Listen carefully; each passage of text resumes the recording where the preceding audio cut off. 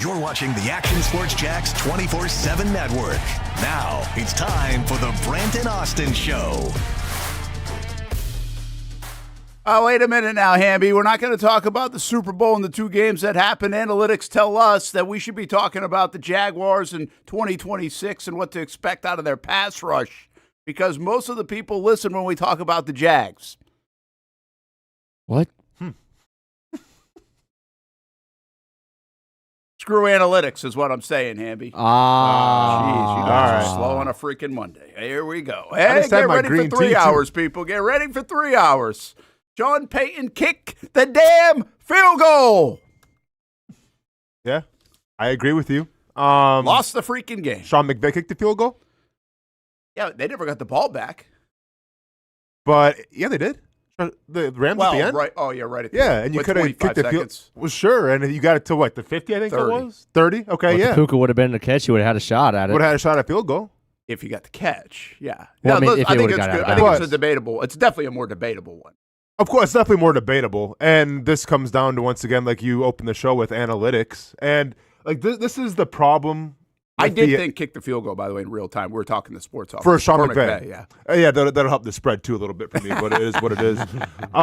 This is the problem with the NFL, and it's been the problem for a long time, and now it's starting to come to fruition. So the NFL has always been a copycat league. Somebody runs the Wildcat, we're going to run the Wildcat. Someone's going to play a certain type of defense to stop the tight bunch, we're playing that type of defense to stop the tight bunch. So like the NFL has always copied each other. And it's the same thing when you talk about the fourth downs and going for it. Now, you can go ahead and say that analytics say to go for it and everything and all this BS. Here's the issue with it. There's certain teams in the NFL, the Baltimore Ravens, the Philadelphia Eagles, when they go for it on 4th and 1, they're probably going to convert it because the tush push, because Mark Andrews now is playing quarterback for the Ravens. Like, there's certain teams that have it dialed in and have it figured out. And there's some teams that don't have it dialed in and figured out, but they don't take that into consideration. They look at the analytics and they say, well, the percentages here say go for it. Well, yeah, because the Eagles convert it every single time. Yes, because the Ravens convert it every single time. You aren't the Ravens. You aren't the Eagles. So you have to stop having that copycat mentality and realize what you have at your disposal, what you have as your team. If teams start doing that a little more and realize their true identities, we won't have these issues. Yeah, I agree, man. And you've been saying it for a long time. I mean, you're not a huge analytics guy. I get where the league. I'm not going to sit here and argue against an analytic world that everything has changed to. That's like arguing against AI right now. I mean, it's where it's going. It's where it's going. But you've said it. I think we've all said it. We all know it.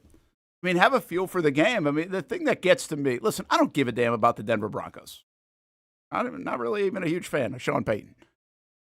But. I mean, this wasn't a hindsight play.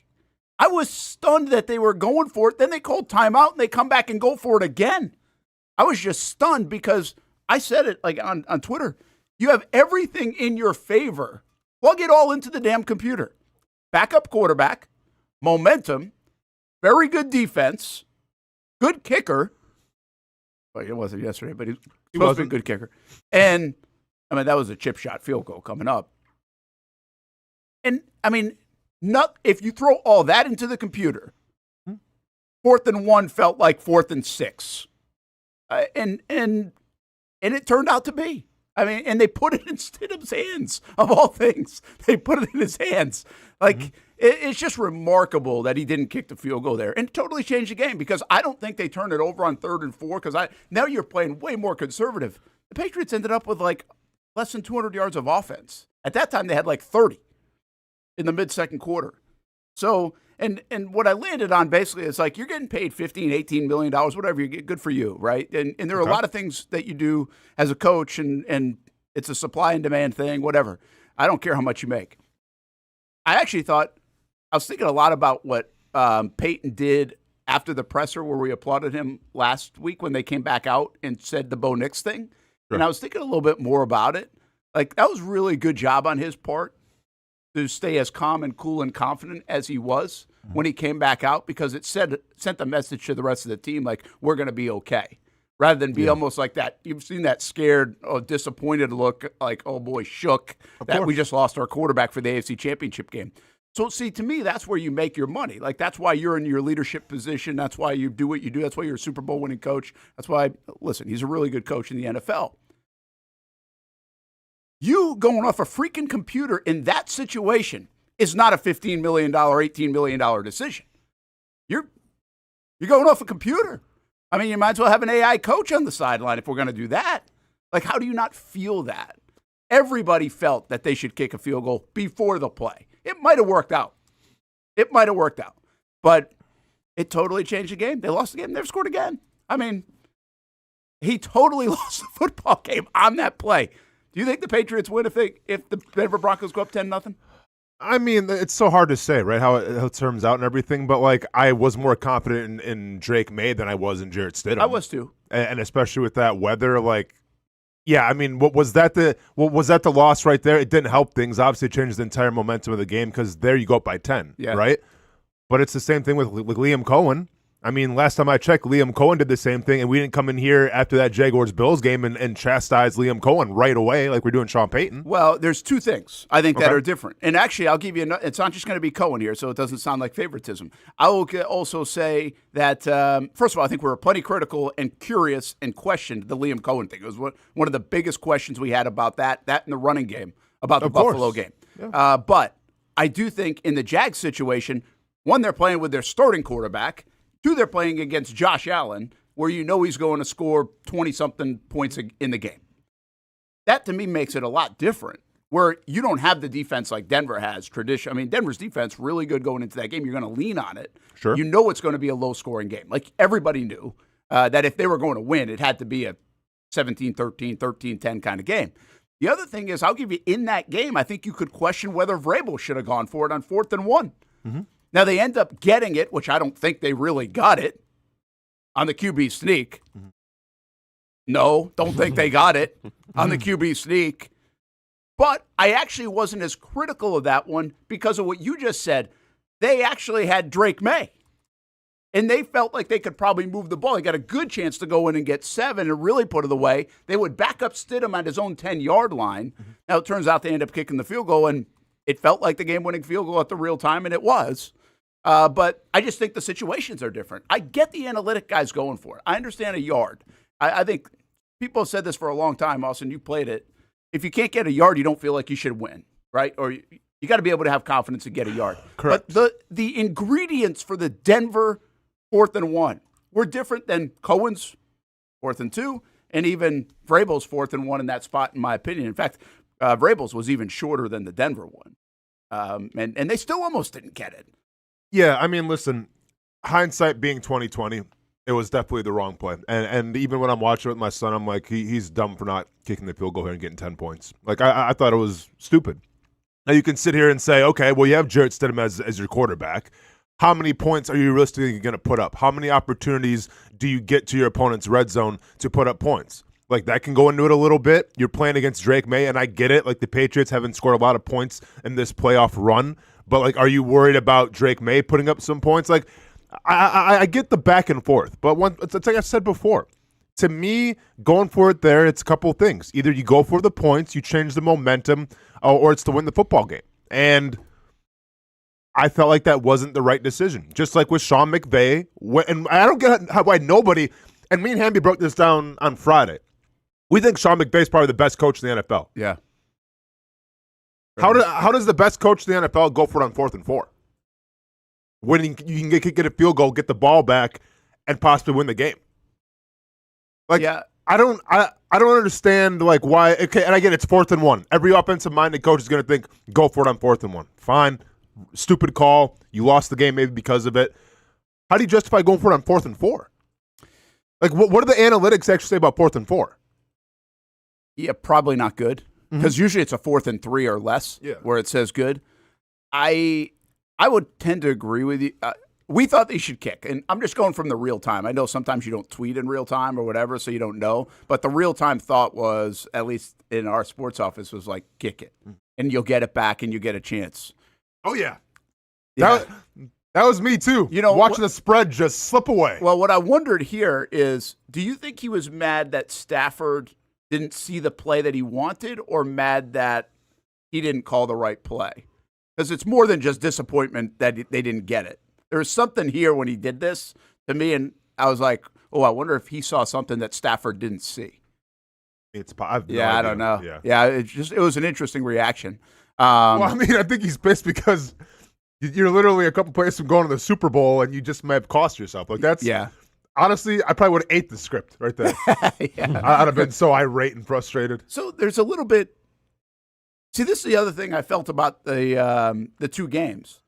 McVay and the Rams, they're down. What were they down in that game? Like 14? 11. Or 11, yeah. And then they get the break on the penalty, and they come back. In a way, I feel like he's thinking, I'm playing with house money, but they're the underdog in this game, right? I don't think they see themselves that way, though. Well, I think in that situation, they were down 11 3 minutes ago. When you're down 11, you're now the underdog. Well, that's on the road. But you just put points on the board, so now you change the whole momentum. Yeah, like I said, I can go for it, but I feel like I understand his 4th and 4 better. He's got Matthew Stafford. They feel like they got to play, whatever, all that stuff. They always feel like they got to play.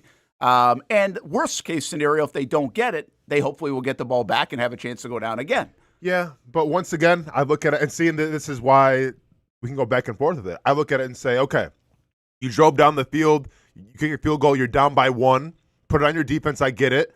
You're going against Sam Darnold, who, and I get Sam Darnold played his best game, but do you trust him in the biggest moment of his life to not see ghost and make it? Now, in hindsight, he probably would have made it because he's playing a great game, but why not put it in Sam Darnold's hands and go, okay, you guys are up by 1 with 3 minutes left? Good luck to you. Yeah, I think how much would you be kicking yourself if you're McVay, if the game played out the way it did? Who knows if it does? If you kick the field goal, it's 31-30, but you really never get a shot to get a field goal because they didn't. They had 25 seconds to go, and they didn't get a field goal attempt. Yeah, but they could have changed their whole philosophy. They're trying to go downfield, obviously, and get a touchdown. You had to. If you kind of dink and dunk here, who knows what would have happened? They were pretty aggressive. That's what I'm saying. Seattle was. Oh, no, Seattle was extremely aggressive, but who knows what they're going to do if they're only up by 1? All these it could change. Everything changes, man. Yeah, I get it. I didn't feel like I had a problem with this one nearly as much. How about you, Hamby? Jump in. Where are you? Are you as bothered by the Peyton one, and are you bothered more by this one than other people are? Well, when I was watching without the point spreads, by the way, I don't care about your Hard Rock app. I didn't really do much yesterday anyway. When they missed or they passed up the points with Denver, I was like, oh, that's probably gonna be the game. I didn't know it was the game in real time. I will say that. I didn't know that. I just felt like, oh, that's going to. I didn't know that snow was coming like that. They did. Well, I had no idea about the snow, but I'm watching Stidham. He hits a miracle pass. Credit to him on the first drive. I'm like, well, that's just not going to happen again. That's fair. That doesn't make any sense why it happened in the first place. Christian Gonzalez just forgot to play football, and it was 2 straight plays, 1 to Mims, and then in the red zone, they just forgot to cover Cortland Sutton at the 8-yard line. What are we doing? So I was like, certainly the Broncos are not going to be able to score. So why are we not taking the points? And you kind of figured as soon as the snow started falling that had to be the difference in the game. The Patriots literally settled to punt every single time in the second half pretty much. They could have kneeled. It didn't matter. Yeah. The field goal try, because they did. They played the field position well, and then Lutz can't hit the 46-yarder, I think it was, whatever it was. They got tipped. 36-yarder. Yeah, that got blocked. Romo's going on and on and on about the conditions, and then they pan over and it just gets tipped. And that's really why it was that wide of a kick. Look, for the they would have lost. They probably would have lost in overtime anyway. They couldn't.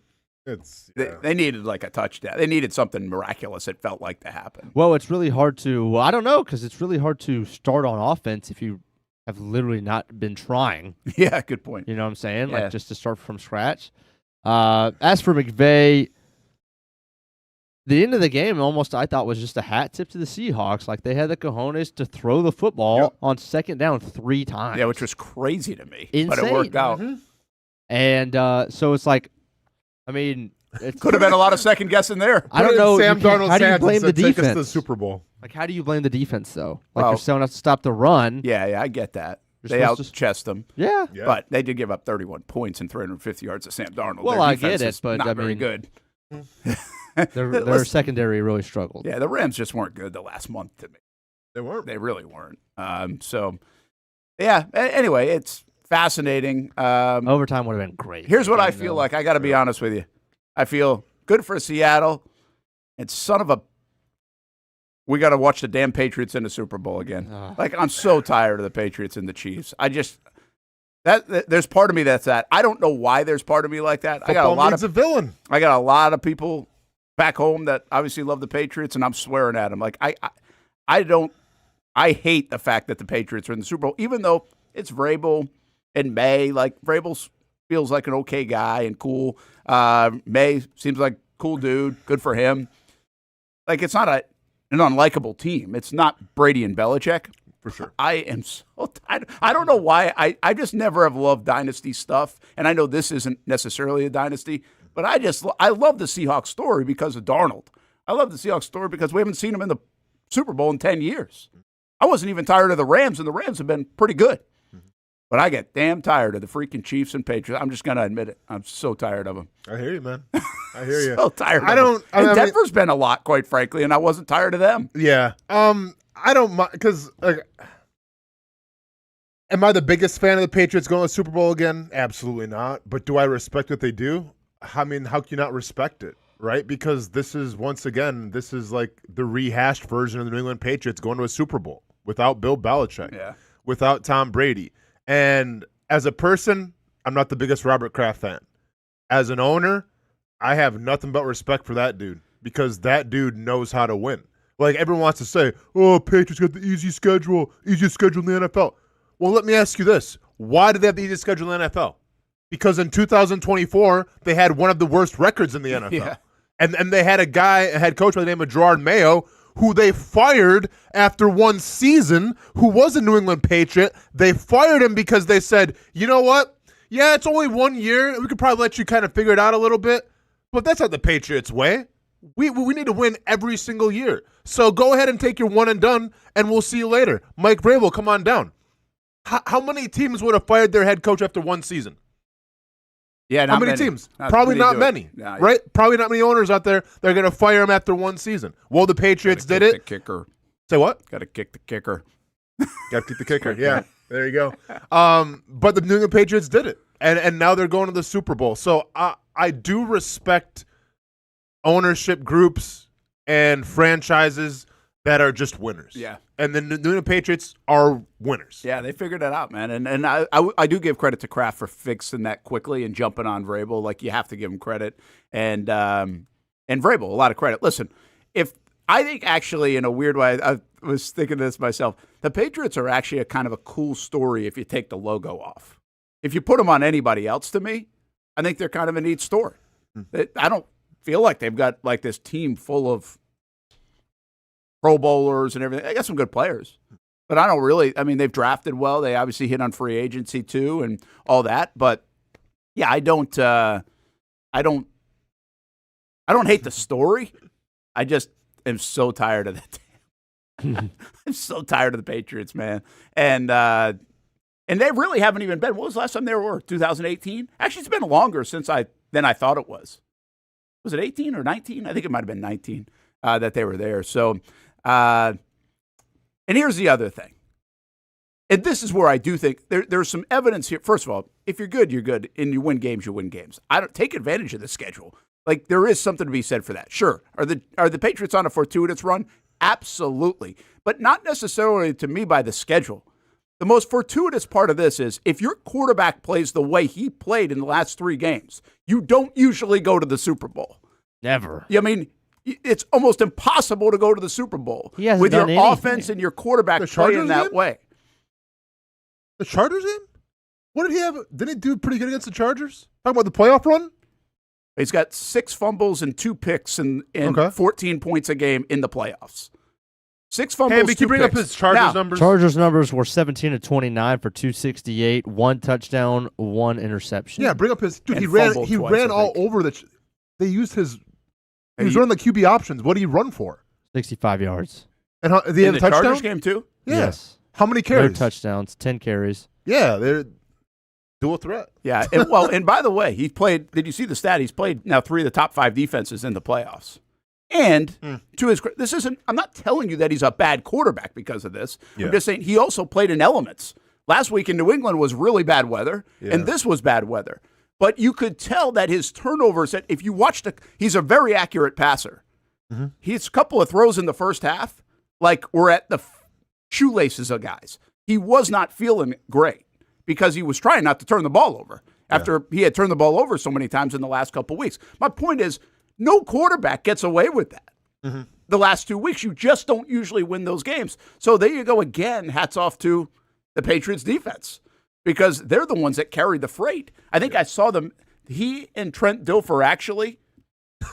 He's in the Trent Dilfer combo. Somebody put his stats up there about the same. And you know what? They got carried by dominant defensive efforts in the postseason. Yeah. Now, listen, the difference here is May's been an MVP candidate this year.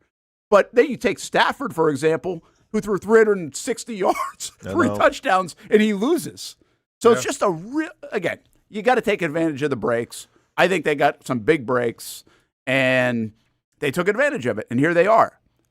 Yeah. I think Seattle's a lot better of a team. We'll find out in 2 weeks if on that day, Seattle, I feel like they've been a better team all year than almost anybody Seattle has. Like I would have said that if the Jags were playing. I would have given Seattle a huge edge. But I really feel like this is Seattle's game to lose. No, for sure. And listen, when you look at the Patriots too, like it's not necessarily they got it done being sexy. I mean, they have they have 2 Pro Bowlers. They have Gonzalez and they have Drake May.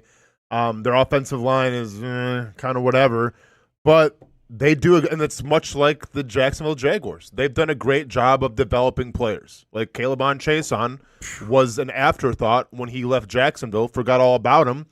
This dude has played his way into probably a big-time contract because he's a great edge rusher for the Patriots, and I never thought I'd see the day, but here we are. So, like, credit, Vrabel and that coaching staff because, once again, you're talking about a team, and I get that they signed a bunch of new guys, but you're talking about a team that won 4 games the previous season, fired their head coach, you bring in a new regime, you bring in a new coaching scheme and everything, and now all of a sudden you're getting, an upgrade of talent in terms of playing ability from guys that some teams thought were just afterthoughts. Yeah. So, once again, like, I'm not trying to pedestal the Patriots because guess what? It's go Seahawks. I'm part of the 12 now. Like let's see Sam Darnold, finish the story, if you will. Let's go. Let's do it. But you can't deny like the great job that Vrabel and that organization have done. And I want to be careful of doing. That's the same thing with May and even the Patriots. Yes. Have they had a weaker schedule? Yes. Has it been fortuitous at times? Yes. Did Drake May play good football in the postseason? Not really overall. I mean, he just didn't. Did he do enough to win? He used his legs yesterday. I thought they should have used Stidham's legs more than they did yesterday. So hats off to him. And he made the big play at the end. I guess he called it on his own, by the way, on the boot. Not that the Broncos weren't winning that game if they had the punt anyway.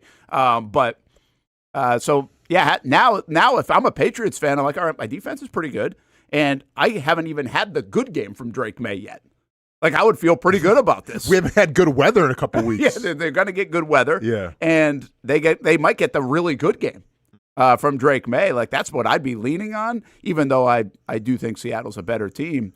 It's going to be a fascinating conversation because May and Sam Darnold, that's the one thing about May that you do wonder about. He came from North Carolina. So he's not necessarily playing for national championships in college. A lot of these other guys always have playing for these big games, from Trevor to the C.J. Strouds even of the world. They've played in these kind of environments. Really, Drake May hasn't. Well, Darnold has not either. And Darnold has not. Darnold's the first USC quarterback to make the Super Bowl. Insane. That is insane. Wow. Insane. As traditionally great as that school has been. Yeah. Wow. It's an unbelievable note. But the Sam Darnold story is really pretty cool. I'll just say and this is his shot. This is it. Like, he might not ever get another shot. I've already put a wager on the Seahawks. What is it? It's like 5, right? It was 4.5 when I got it. I was surprised it was that low. I'm sure it's going to go up a little bit. I feel like it would. Yeah. So, I mean, Maybe the question we should start having is top I'm to going to bet bottom. the Patriots just so they lose. That's a great idea. Never mind. Emotional hedge my hedging. Let me go ahead and hedge. Emotional hedging. Top to bottom, if Darnold plays like this, the Seahawks, one of the better teams the last decade, top to bottom, elite special teams, Absolutely. elite defense, I'll give it to you. a number 1 wide receiver, That is correct. a great running game. I mean, now even better is that we got Charbonnet out of there. Seriously. Hey, do you think fans, football fans are watching that game thinking, use them more? Yeah, dude. Kenneth He would have Walker? been like the 4th best running back in fantasy. I know, man. It would have been crazy. Not sure. Anyway. Yeah, listen, and this dude can really coach. We've been saying it ever since he came to Jacksonville this Well, year. you know why he Nobody can really knows coach. his name half the time. But He's a Georgia grad. there we go. Is he not? His story's amazing. Darnold's story's really good. John Schneider's a really good GM. Did you see he's like the first guy to win with or go to the Super Bowl with 2 different coaches and completely different roster? Like it's obviously 10 years difference. Yeah. And it really amazing what Seattle's become. If you really think, you look at the way Seattle, it's something about these younger guys, right? He's 38, Cohen's 39. You hear a lot of the stuff coming out of Seattle like we heard this year in their intention of what they're trying to do here in Jacksonville. And again, that's kind of, I think, a Rams influence, even though there's not a tree, I don't think, from the Rams to Seattle. I think it's got some influence at how they operate. Maybe some of the folks are from the Rams, I don't know, but it sounded familiar. But it might just be the new wave of coaching. They all kind of sound because it's all about, he even said, he's like, we don't have superstar guys. Yeah. A lot of them. We have some, but we don't have a lot of them. It's just all about the connectivity and blah, blah, blah, blah, blah. And they found a team that plays really well together. Here's why I enjoy, actually, the Patriots going to the Super Bowl over the Broncos, and obviously we were cheering for the Broncos in our house. And once again, condolences to my son Ronan, who it's been a tough sports year for him, man. But, hey, that's sports. You know, you live and you learn, you fight another day. But I do think it is beneficial to get the Patriots in there because now there's a team that you're cheering for and their team that you're rooting against for. I think if the Broncos would have been in, I think we would have been a little bit of, well, they got a backup quarterback and look at what you you could ride that story. I don't want to teeter-totter between 2 Disney movies and feel-good stories. I want a simple a Hollywood ending with Sam Darnold, who, by the way, on Friday, was it Friday, Hamby, when we did the Sam Darnold rankings? And I named 12 quarterbacks or whatever that were better than Sam Darnold. Yeah, and I said you're crazy. Yeah, well, and lo and behold, the guy who led the NFL in turnovers as a quarterback played the best game of his career when he had to. Yeah, that's pretty cool. That's insane, and that's storybooker. Think about Sam Darnold's career and everything. Of how much of a nightmare it was. Goes to Minnesota, has some success. He's a product of the system over there. Goes to Seattle, right? Has just an okay year this year, outside of my top 12. And the dude plays his ass off and has the best game of his career to go to the Super Bowl. Like, if you can't fall in love with that, and if you can't be pumped up to cheer that on in the Super Bowl, I don't think sports is for you. And by the way, too, he had thrown 6 interceptions. I don't know if he fumbled too, but he had thrown 6 interceptions against the Rams this year. Mm-hmm.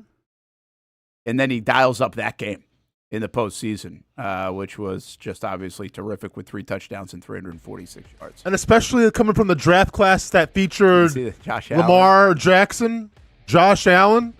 You mean to tell me Joe Burrow, right? Or no? Baker. No, sorry, Baker. Baker, yeah, Baker. Yeah. Baker's the guy. You mean to tell me Sam Darnold is the one that's going to the Super Bowl first? Yeah, 5 different teams now. Again, finish the story, Sam. That's a great finish story. It. But I will say from a sports fandom standpoint, both Stidham played in the Super Bowl would have been a story. But you're right. You wonder about how good the game would have been, right? At least with this, you got a guy who's MVP level on the other side. So going in from a football stand, just put him in a different jersey for him. The question might be who's more upset this morning, Titans fans or Vikings fans? Well, I was going to say that. That's right. Because I did Titans fans or Broncos fans after the game. I did a poll because of the Vrabel stuff. But I think you're right. The Vikings one is interesting. Vikings fans all day. Look what they have right now. 9? I love how he's just like a number. Oh, and yeah. He hasn't done anything. Usually, like, you got to do something. Well, hey, it's not a compliment. Self-proclaimed. It ain't a compliment. So we get the rematch of that epic game, really, from 10 years ago, or a little more than 10 years ago, between the Patriots and Seahawks. Hats are back. Good for you, New England.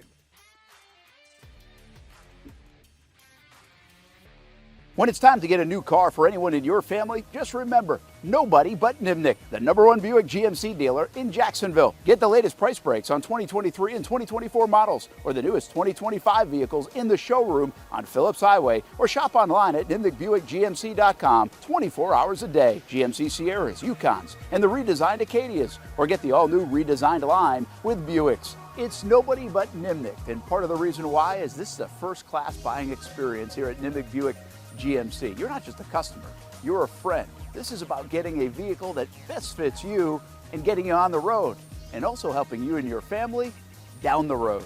Nimnick has a treating you right guarantee, courtesy, respect, fairness, and most Buicks, GMCs, and Jacksonville's only Car Bravo dealer, nobody but Nimnick. Who has put in the most years and stands behind a better experience? Nobody but Nimnick. GMC. We are professional grade.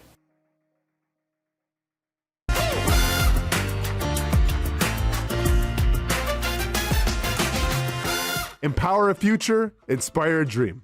It's a bold but simple mission for the Jacksonville Police Athletic League known as Jax PAL. Help the next generation of kids in Jacksonville shape a brighter future. Their after-school programs, teenage leadership programs. There's community outreach. It's been just an awesome opportunity to be out here with my colleagues and do something good for the community. It's really been an interesting opportunity to just see everybody work together in a way that we don't normally in the office. And there's sports.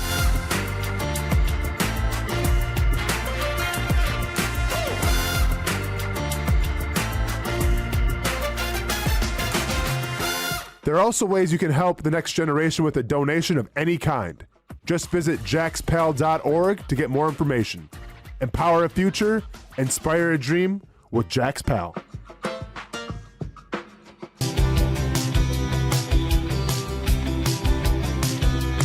Welcome inside the Armor Guard exterior and gutter helmet showroom. There's a lot going on, like glass exteriors, replacement windows, and down there we have the retractable screens and awnings, plus hurricane protection. Let's talk more about those gutters, and to do that, we bring in Kevin. He's the owner, he's the expert. Why Gutter Helmet? Well, Gutter Helmet is truly the only maintenance-free product. It lets the trash and debris go on the ground, the water wraps around and goes inside. Unlike filters, they sit on top of the gutters, and the trash and debris build up on top of filters, which requires maintenance. With Gutter Helmet, we're going to keep you off the ladder, the most dangerous thing in your garage. With Gutter Helmet, you'll never clean your gutters again. So get off the ladder and put on the helmet. Gutter Helmet. Get a free estimate at gutterhelmetofnorthflorida.com. You can also call 904-762-7779 or visit the showroom on St. John's Bluff Road in Jacksonville. Hi, I'm Greg Mackey from Cycles of Jacksonville. Whether you're looking for a side-by-side, ATV, motorcycle, or scooter, Honda has what you need. The Honda Talon. Ultimate performance meets family-friendly fun. Prices starting at $363 a month. Or the sporty Honda CBR 650 starting at an affordable $204 a month. Stop by and choose your adventure from a full line of Honda products. Only at Cycles of Jacksonville on Atlantic Boulevard. Family owned and operated since 1983. Hello, I'm Kenny Lay of Kenny Lay & Associates. Since 2003, our firm has fought exclusively for the rights of men in family law. Divorce, modification of child support, alimony, custody, and more, all for men.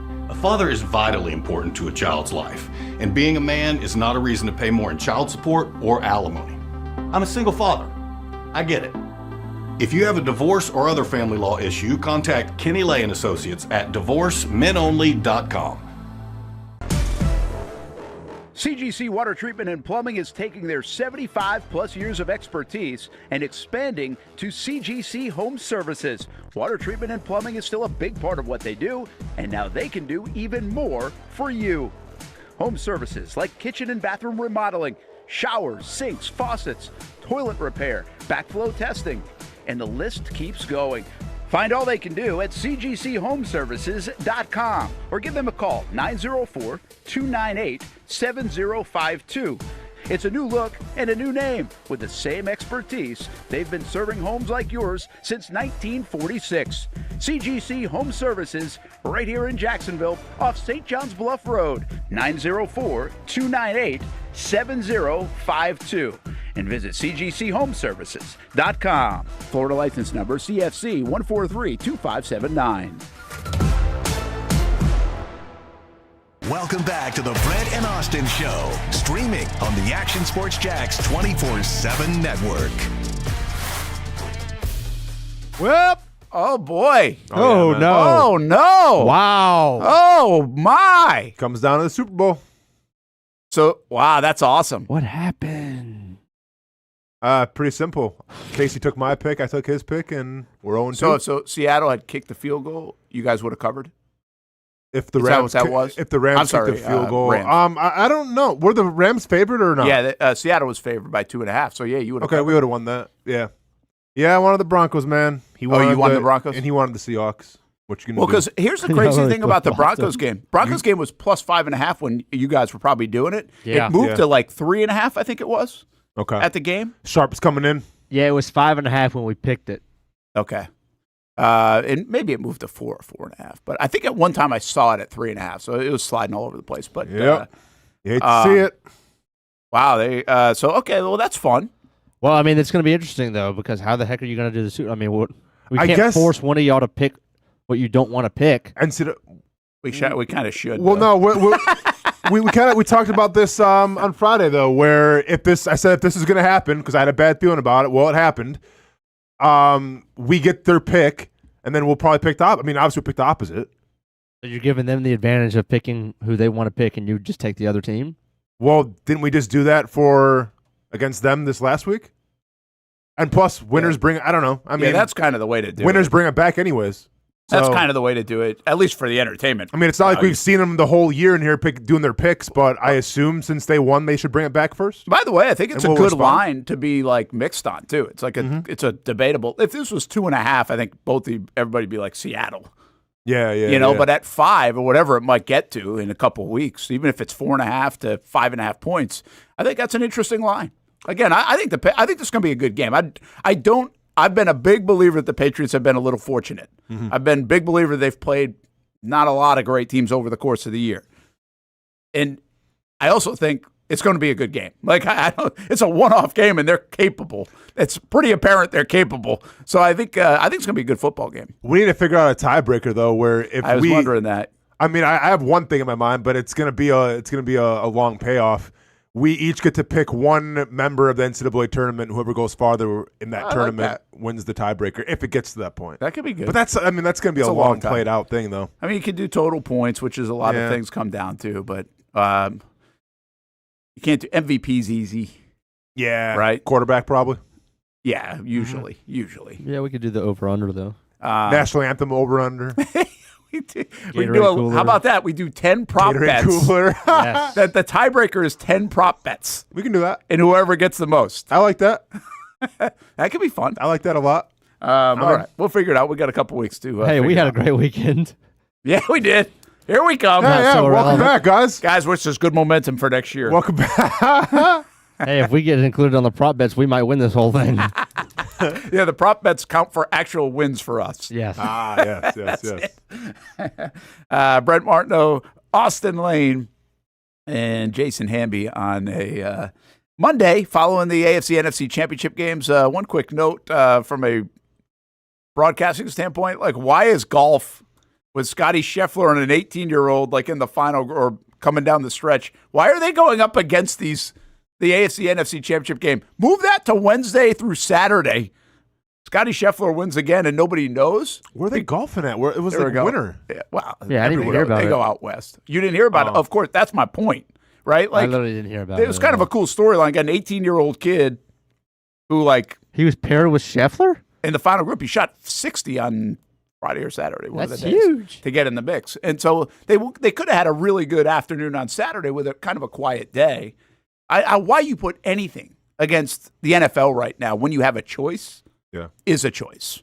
Mm-hmm. Yeah, so that was silly to me. And it's not like he didn't know those days are going. So that was goofy. All right, hey, news from the Jags. I know we haven't even talked about it yet, but Grant Udinski pulled out of the Cleveland job. And so, I mean, there's two I got to We know the feeling. I got a call from Buffalo that, hey, they're looking for some video today of Udinski because obviously the Bills are in the mix as well for him. And I haven't seen that, right? I don't think he's pulled out of that job. He has not. But he doesn't seem to be where he'd be a favorite for that job because of the Joe Bradys and the Dables and everybody else. You never know, but it doesn't seem like he would be high priority there other than to take a look. So I'm not super surprised. And why did you say something Friday that he might pull out of that job? Huh? You were kind of like, oh, you're just glad that he's coming back. Oh, I'm glad he's coming back, man. Okay. Yeah, I mean, if it's one step closer. Your reaction was more like you were right about something. I thought maybe you predicted that he would do it. Oh, no, I'm just pumped up because you might have your offensive coordinator back. Yeah, so I guess that's what it looks like, right? I mean, I'd be a little surprised if he got the Bills job. I wouldn't have been surprised if he got the Browns job. What are the Bills' options? Well, it sounds like Dable and Dable's Brady. got to be the top And then the other guy that's good buddies with Josh Allen that I keep talking about is Davis Webb. He's now getting the Raiders interview, and he'll get probably a Bills interview. I mean, they interviewed Phillip Rivers. I know, man. That was crazy. He's also backed out. He backed out, too. I think the best possible option, I've spoken this before, but I think the best possible option for the Bills a pull-out joke there. isn't even in the conversation right now. Here, take a guess who I think it is? I mean, I've mentioned the name before. For Buffalo? Uh-huh. I think it's the only guy that you can bring in right now and compete with the New England Patriots. Belichick. There you go, man. Yeah. A motivated Bill Belichick to coach against his old opposing team in the division. Are you kidding me? Now, I get North Carolina is North Carolina. Jordan probably doesn't want to go. Jordan there. Hudson? What's her name? Jordan Hudson? Jordan Hudson, that whole thing. But if you give me a motivated Bill Belichick, because if you look at like how he plays against the teams that whether fired him or let him go before, like the Cleveland Browns, and like how he treated that whole thing with the trades and everything, like I would say Bill Belichick's got some left in the tank if you bring him to Buffalo. But they'll never do it. But I think that's going to be the best option for you. Because like you're in win now mode. Like there is no let's rebuild it and let's take our time. No, like you got to win now. Yeah, that's a good point. I respect that idea. I don't know if I feel as strong as that, but I also don't know what a Joe Brady or a Dable or somebody like that brings. This seems like it's all Josh Allen. You guys are probably talking about it on Friday, but I mean, he's sitting in on the interviews, which is wild, So this is all about Josh Allen, considering they didn't even consult him when they fired McDermott. It's interesting he's sitting in on the interviews. But as for Udinski, this feels like a really good win for the Jags. The continuity is important. To have these guys for a couple years, I think, develop this offense. It's really hard to know who had the biggest impact on Trevor Lawrence in this offense in general, but we do think Udinski is very impactful. We think he was very impactful in Minnesota, and there are stories about that. I think there are plenty of stories here to indicate that he's very impactful here. Again, from a relationship standpoint, he's 30 years old. Trevor's 26. There's something there. That they're pretty close in age that way. But I think there are a lot of people helping out and help develop this offense. So terminology, consistency for a guy like Trevor Lawrence, who hasn't had a lot of consistency, to get consistency for another year, does he need it? Would he not play well without it? No, I don't know if that's the case. But it certainly can't hurt. So I love the fact that it looks like at this moment Udinski's going to come back. And the story is, I think some people have already put this out, and I heard this a couple weeks ago, that, they basically, that job in Cleveland, this is why it was a weird job, and this is why you think you didn't have like the top names going, is Jim Schwartz. He interviewed for that job as well. He's a DC. But the word is like they want to keep that whole defensive staff. Yeah. Because they're, Myles Garrett probably has a say in that and everything else. So you're basically, and this could be good or bad, but you're stuck with the staff. Who wants to go into a situation where you have to take this staff? And that was part of the stuff, along with the written essays and the cognitive test and everything else for Cleveland, that made that a weird job. Oh, yeah, and by the way, Deshaun Watson and the QB situation. It's an interesting job right now, and one that it doesn't look like the top names even want to chase, and gives opportunity for guys like Udinski. But when he backs off, there's two things that happen when you back out. You don't like the situation that you're dealt, fully after investigating it, or you know you're not getting the job. Like, that's it. That's how you also back out. Why did Mike McDaniel back out?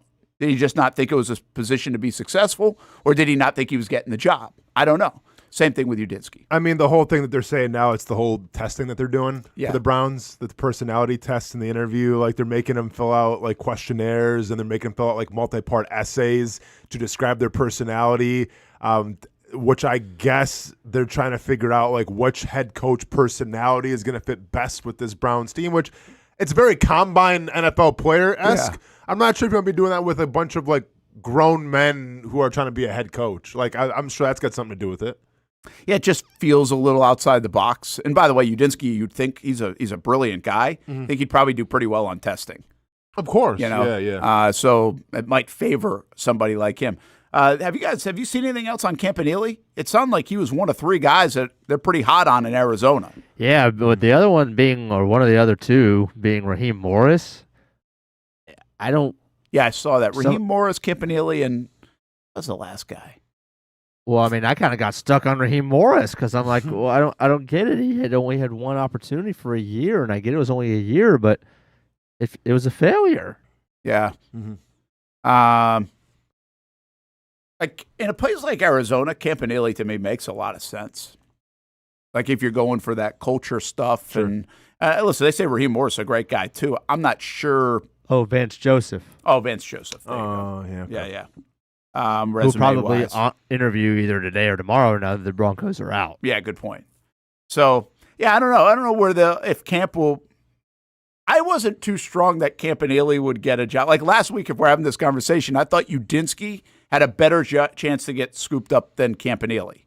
And the reason why I thought that is because I feel like right now this wave of from McVay to Zach Taylor to Kevin O'Connell to Liam Cohen to others is to go with that younger, hotshot, potential offensive mind. And obviously Udinski fits that. Campanile, I think, has more company when you're on the defensive culture side of things. But I think people now are going to look at what Vrabel and McDonald have done and go to the Super Bowl and say, oh, wait a minute. And if we need culture to be a big thing, man, Camp would be a great hire in that sense. So that's really shifted, in my opinion, over the last week because I really thought Udinski had the best chance. But now when you put those guys in the mix, if those guys are in the mix in Arizona against Campanile, I'd be taking a flyer probably on Campanile. Like, I don't know if I want to see the Raheem Morris thing again. Hasn't he done it twice already? And Vance Joseph did it once. So maybe you go with experience there. But I like the unknown. I'm like a new blood guy. So I'd almost like to see how Campanile can handle that. Sure. And relationship-wise and culture-wise, you're going to be in a pretty good spot because he's got that down. Well, once again, I mean, if you want to take the Mike Vrabel approach, then Vance Joseph make a lot of sense. Vance Joseph could make a lot of success. But he didn't have the success Vrabel had at Tennessee, right? No. He might have had like one good year. Had bad quarterbacks, right? Yeah, I think he was stuck with some well, like Vrabel, I guess. No, that's but what I'm didn't saying. have Derrick Henry.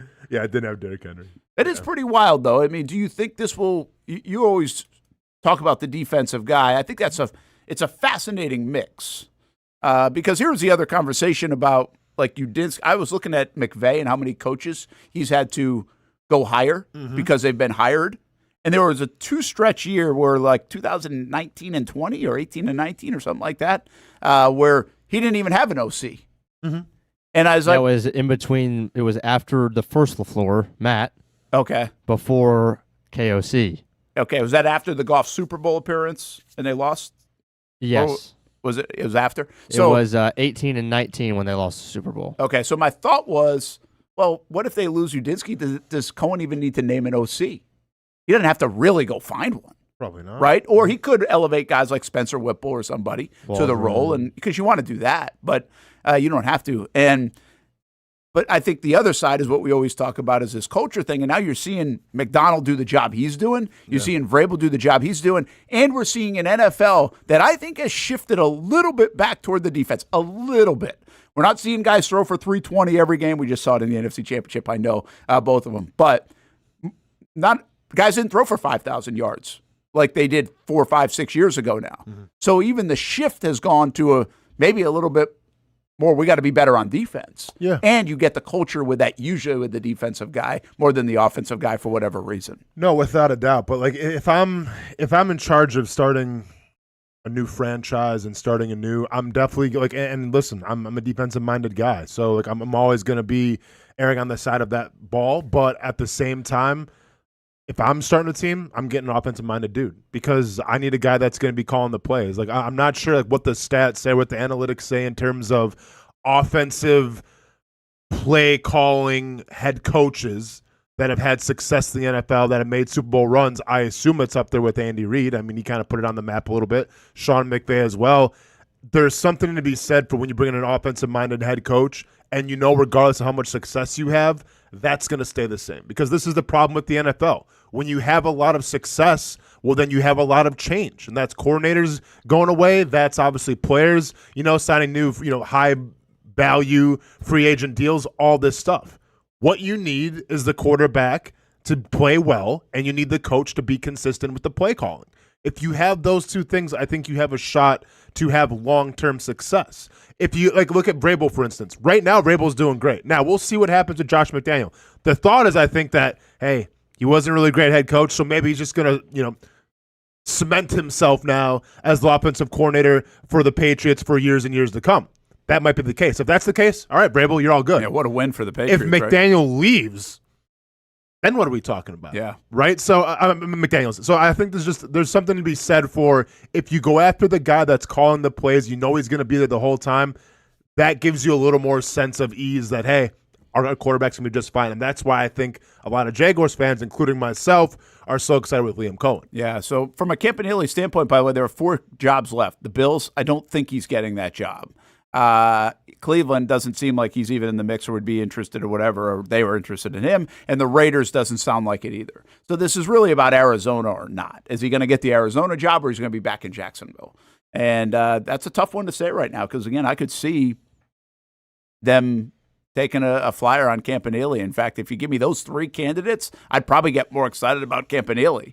And they're in a weird spot. They're kind of like the Browns, depending on what they want to do with Kyler Murray, right? They might be on a bridge kind of deal, like, all right, let's try to hit a home run here.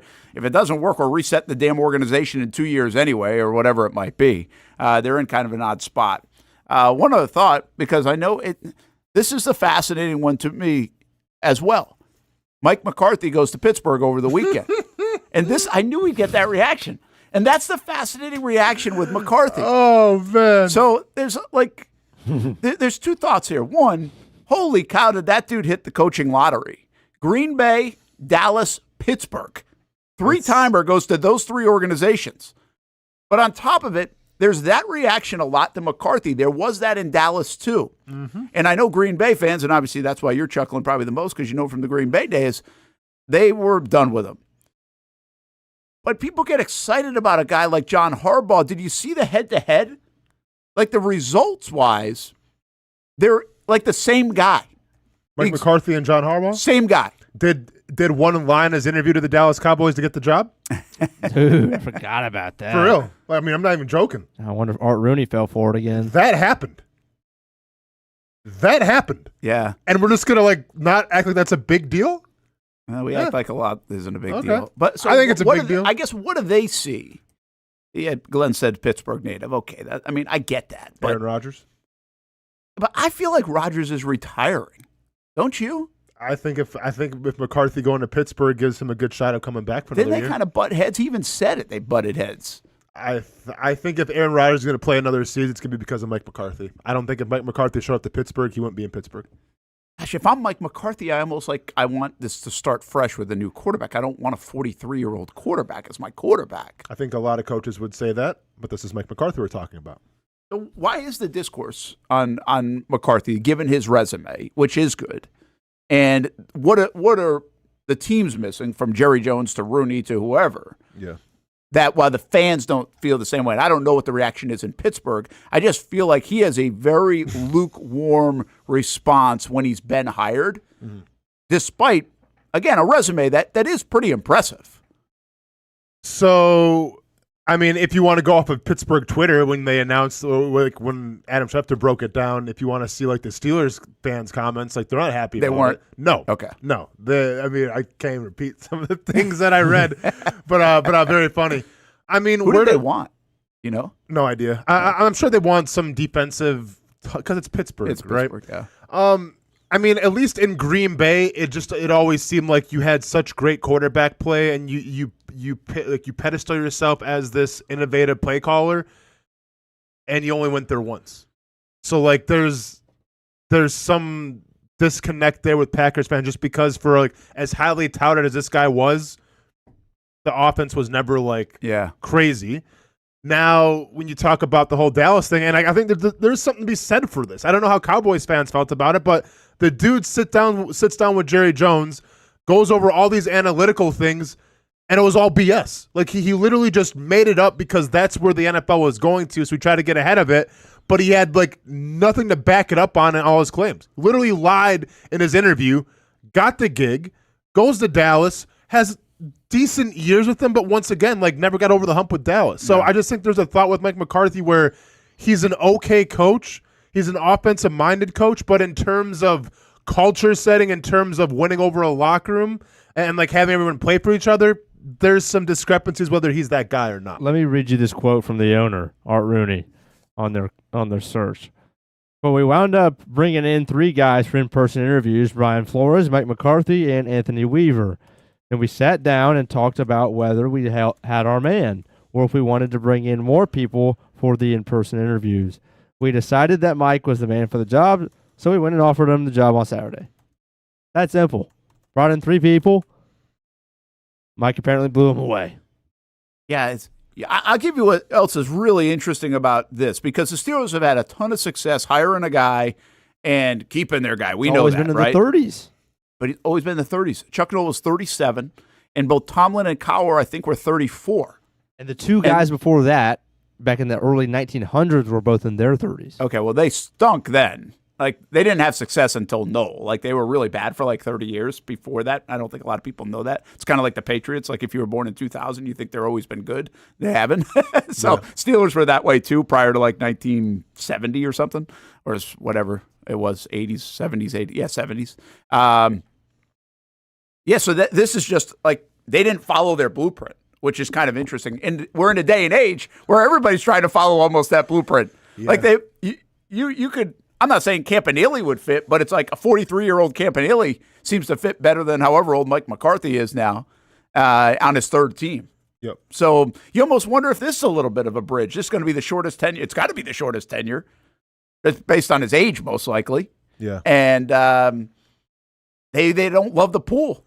Maybe they didn't love the pool out there. I mean, they brought on Anthony Weaver, who's a great guy. I covered him actually when I was up in Albany, and but he's not coming off like a hot year. He was down with the Dolphins.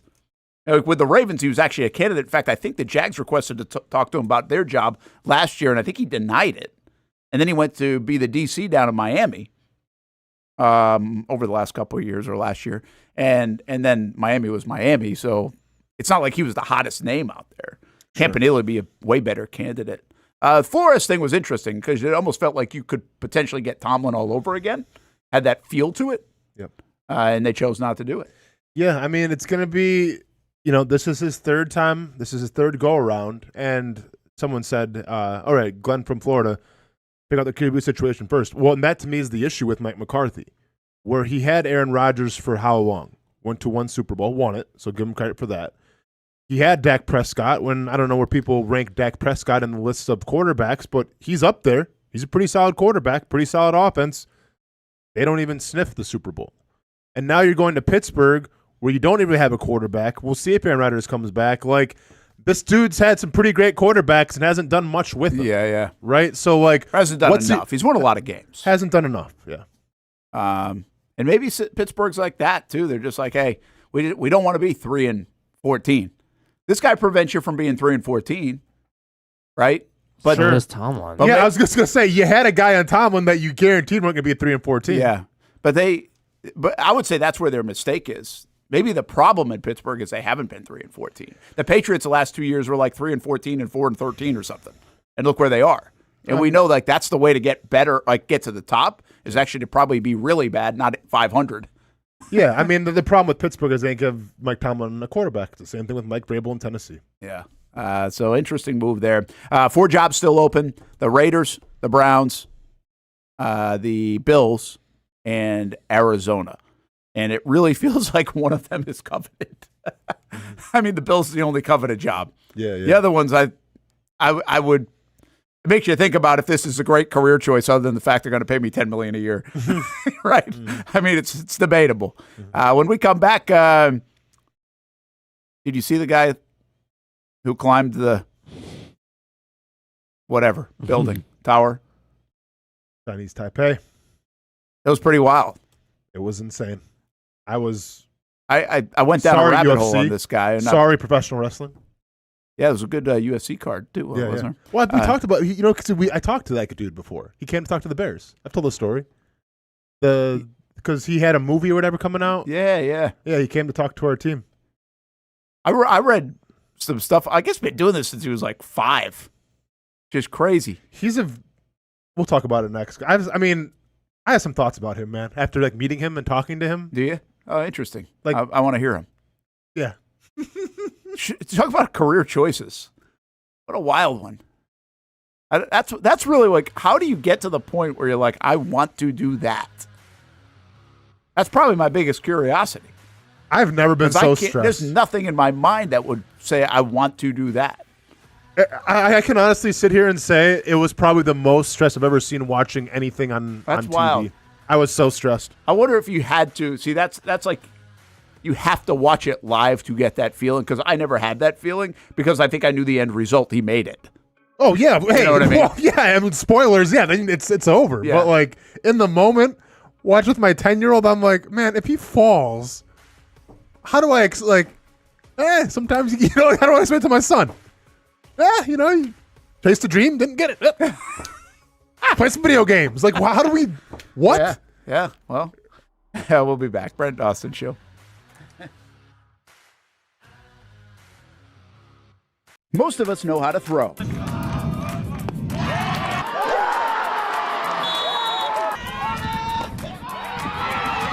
But you need to know what to throw. I'm not talking about footballs, baseballs, softballs. We're talking about those items you need to recycle. Republic Services explains it easy. Recycling simplified. 1. Know what to throw. When in doubt, throw it out. 2. Empty, clean, and dry those materials. It takes an extra minute, but it makes a big difference. And 3. Don't bag it. This makes the recycling process faster and more efficient. This is a look at the Republic Services North Florida Recycling Center. You can make this process even more efficient. By utilizing those 3 steps, Republic Services can help you become a better recycler in your home. Learn more at recyclingsimplified.com. In this video, I'm going to show you how to easily access Action News Jax Now using your Roku device. First, launch Roku. Next, use the menu list to scroll down to the search feature. Then, use the remote to enter Action News Jax into the search bar, and then click Action News Jax thumbnail. Once you see this screen, go ahead and select Add App. Wait a few seconds for it to install. Once it finishes installing, press the star button on your remote and click on Move App or Move App to the top. Finally, select the app back on your home screen to open it. Now you can watch all the great content on Action News Jax Now. Live daily breaking news. We have breaking news happening right now in Clay County. First alert weather and traffic. Looks like we have a tornado warning. Let's take a look at that. Action Sports Jax 24/7. We've got the Brent and Austin Show daily. Live sporting events and long-form interviews you can't see anywhere else. And shows like Law and Crime and much more. And that's how you access Action News Jax Now using your Roku device. If you don't see a pit, it ain't legit. When you hear that, you think Bono's Pit Barbecue, a staple in Northeast Florida now for 75 years. A place that feels like home with friendly service, a meeting place for friends, family, or business occasions.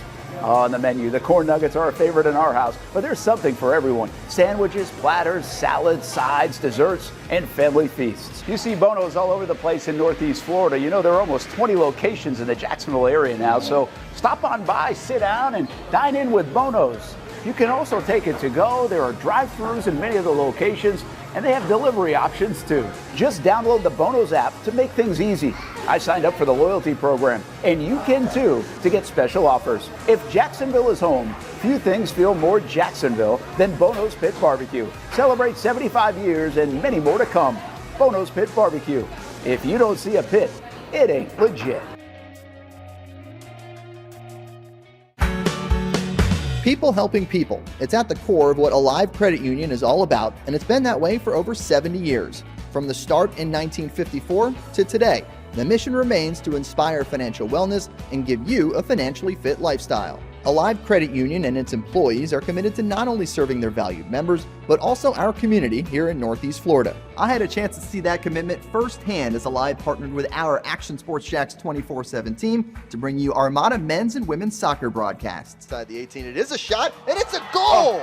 Chloe Chivers! And that connection to the community continues with Alive Credit Union's support of the Police Athletic League of Jacksonville. Alive Credit Union's commitment to our community also involves serving the financial needs of all first responders through the recent merger partnership with City and Police Federal Credit Union. Join the community and become a member of Alive Credit Union today. Find out the many ways you can be inspired in financial wellness at alivecu.coop.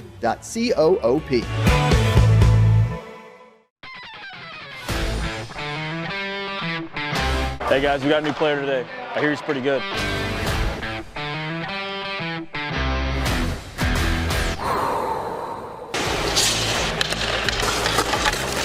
Heard this guy played in the NFL. I think he's an MMA fighter. I've actually been on his show, the Brent and Austen show. Football and fighting, that's the easy part. Let's see if I still have it on the ice.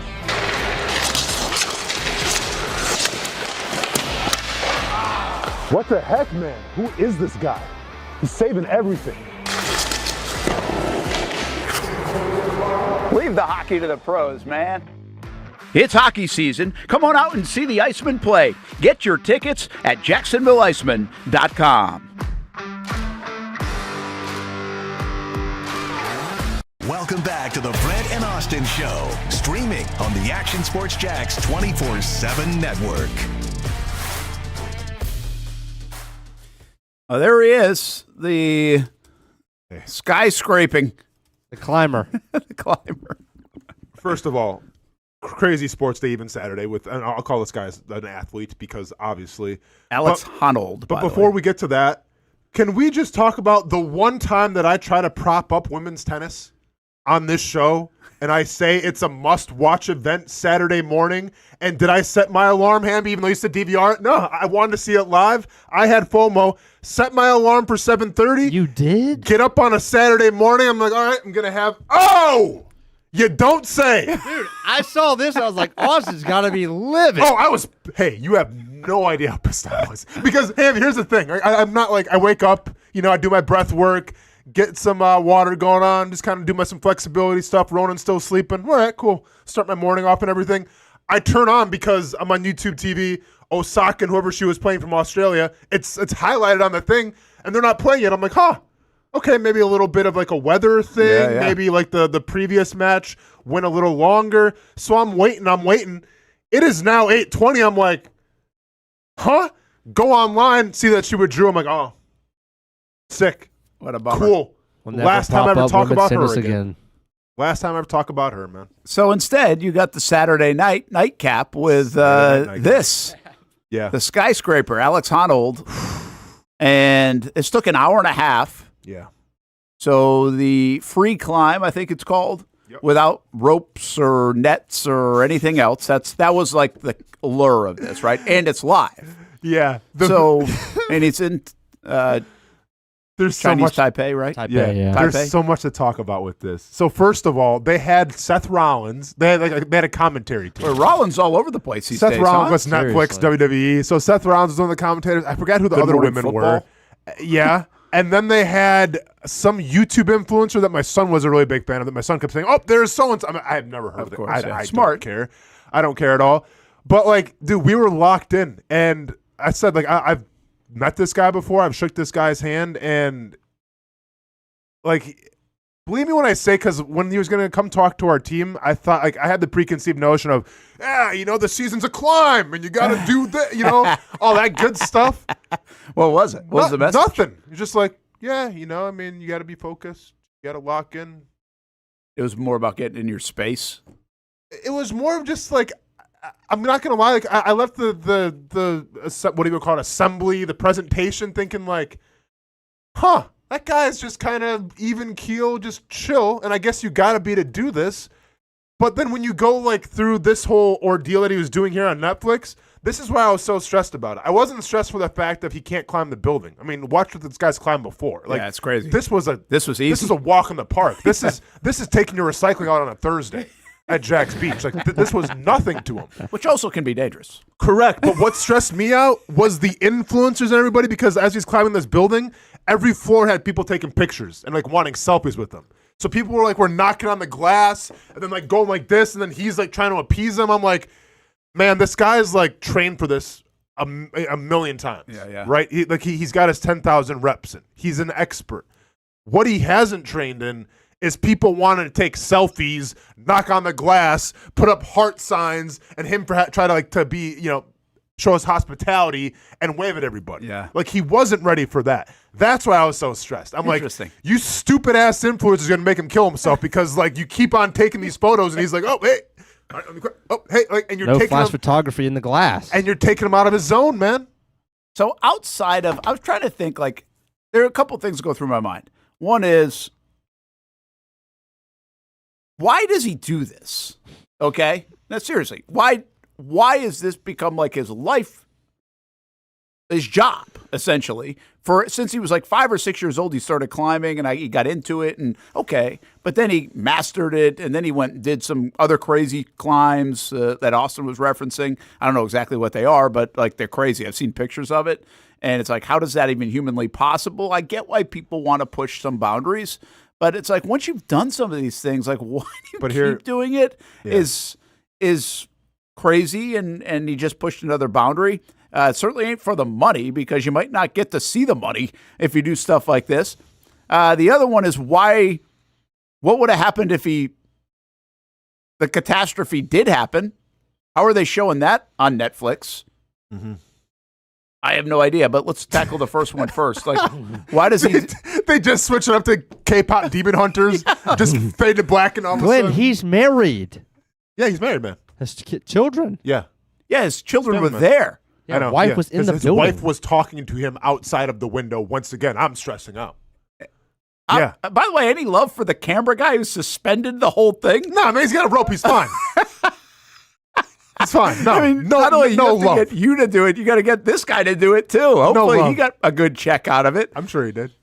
And I would imagine the most difficult part of this is, obviously this locked in focus, but the fatigue.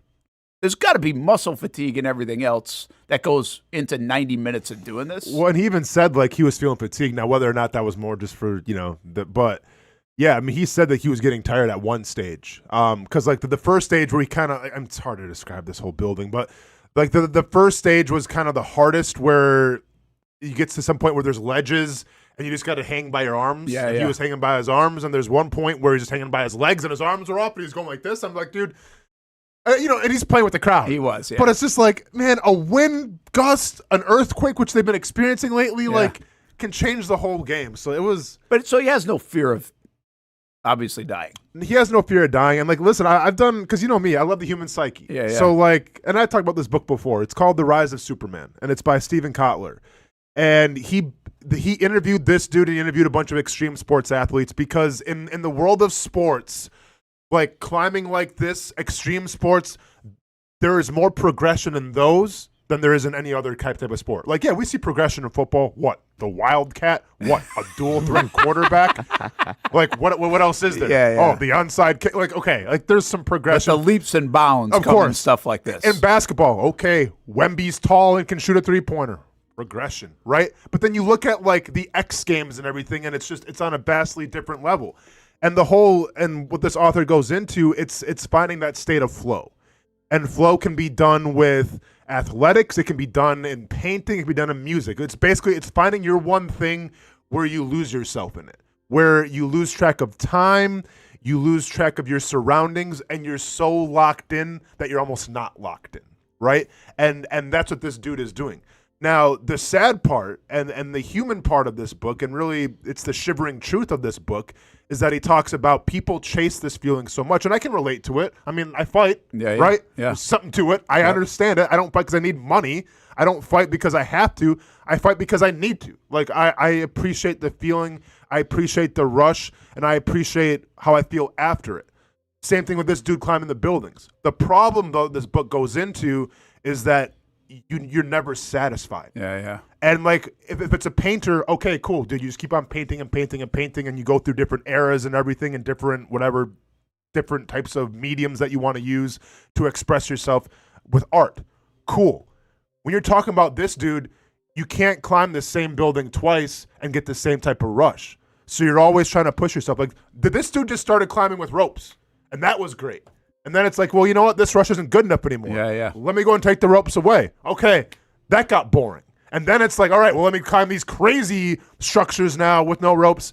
That got boring. Okay, well, now let me go in front of the entire world with people in the building and let me try that. But what I'm trying to say is that the sad part of this book, and a lot of people this has happened to, they lose themselves. Yeah. They unfortunately perish. They can't find that. Because you can't find it, and you push yourself too much, where the only way out is in a box. There are a lot of them die doing something extra or some on their own.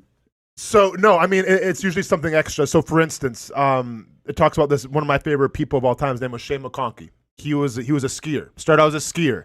Then became, he was like a base jumper, right? Well, then he incorporated skiing into base jumping. And he watched, they get into it, but he watched a James Bond movie. I forgot which one it was. But basically in the movie, James Bond goes off a cliff. He's skiing. He removes his skis, and in doing so, the parachute opens. So he wanted to replicate that. Like, that was his next rush. So he tried to do that. Red Bull helps him out. Unfortunately, the ski doesn't disengage. Chute doesn't go off. Or the chute goes off too late. Guy loses his life in front of his friends and some family that were there watching and recording this because it was going to be like a big thing. Stuff Red Bull doesn't show you. Exactly.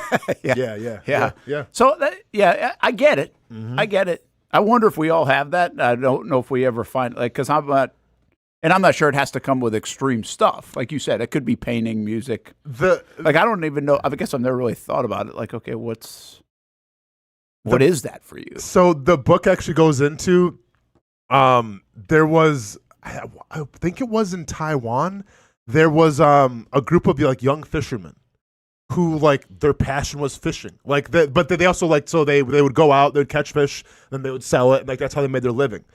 But like somehow they got a hold of like their brain waves of like their endorphins or whatever, like when they would go fishing, and they compared that to like the extreme sports athletes. Huh. They got the same amount of endorphins just going out and fishing and like, taking pride in fishing and then selling that fish to market as like an extreme sports athlete did for winning like an X Games gold medal. It was the same amount of brain activity. So it can be anything. Different. And it's how you perceive it. Yeah, that's interesting. Seems like he made less than $1 million from the. He made $500,000. I read this, so he made $500,000, and so there's this whole thing, and I don't know how true all this is. Okay, but I read it, and the comparison was your guy, not really your guy, Jake Paul. Oh yeah, hey, so Jake, not my guy at all. So this guy said something like Jake Paul made $93 million on that last fight, in part because obviously boxing, but he owns the outfit, the promotion, the everything else. Yep. So he controls the whole thing and made $93 million that night. Mm-hmm. This dude made $500,000 because it was really like Netflix taking the leap of, hey, this might be a cool spectacle. But now that he pulled it off, they say he'll be able to name his price for the next one because he knows, depending on how many people streamed it, which it seems like there's a good amount, now there's a market for it. And so he should be able to now get paid a lot more money for the next. Like I think they threw out like $10 million or something like that. So retire. Hey, I don't think from what Austen's saying though, that's not, this guy ain't ever retiring, right? Like you just don't do that. So, which I can appreciate. I kind of get that part. I'll go back to it. And I think Z Fortner said it was a 10-second delay, and I am just curious about this part. The obvious spectacle in this is, wow, doing something that very few people can do, and I think people appreciate that. But obviously the danger in it is why we like the Daytona 500, and more people watch that in Talladega probably than others because there's risk for the big one.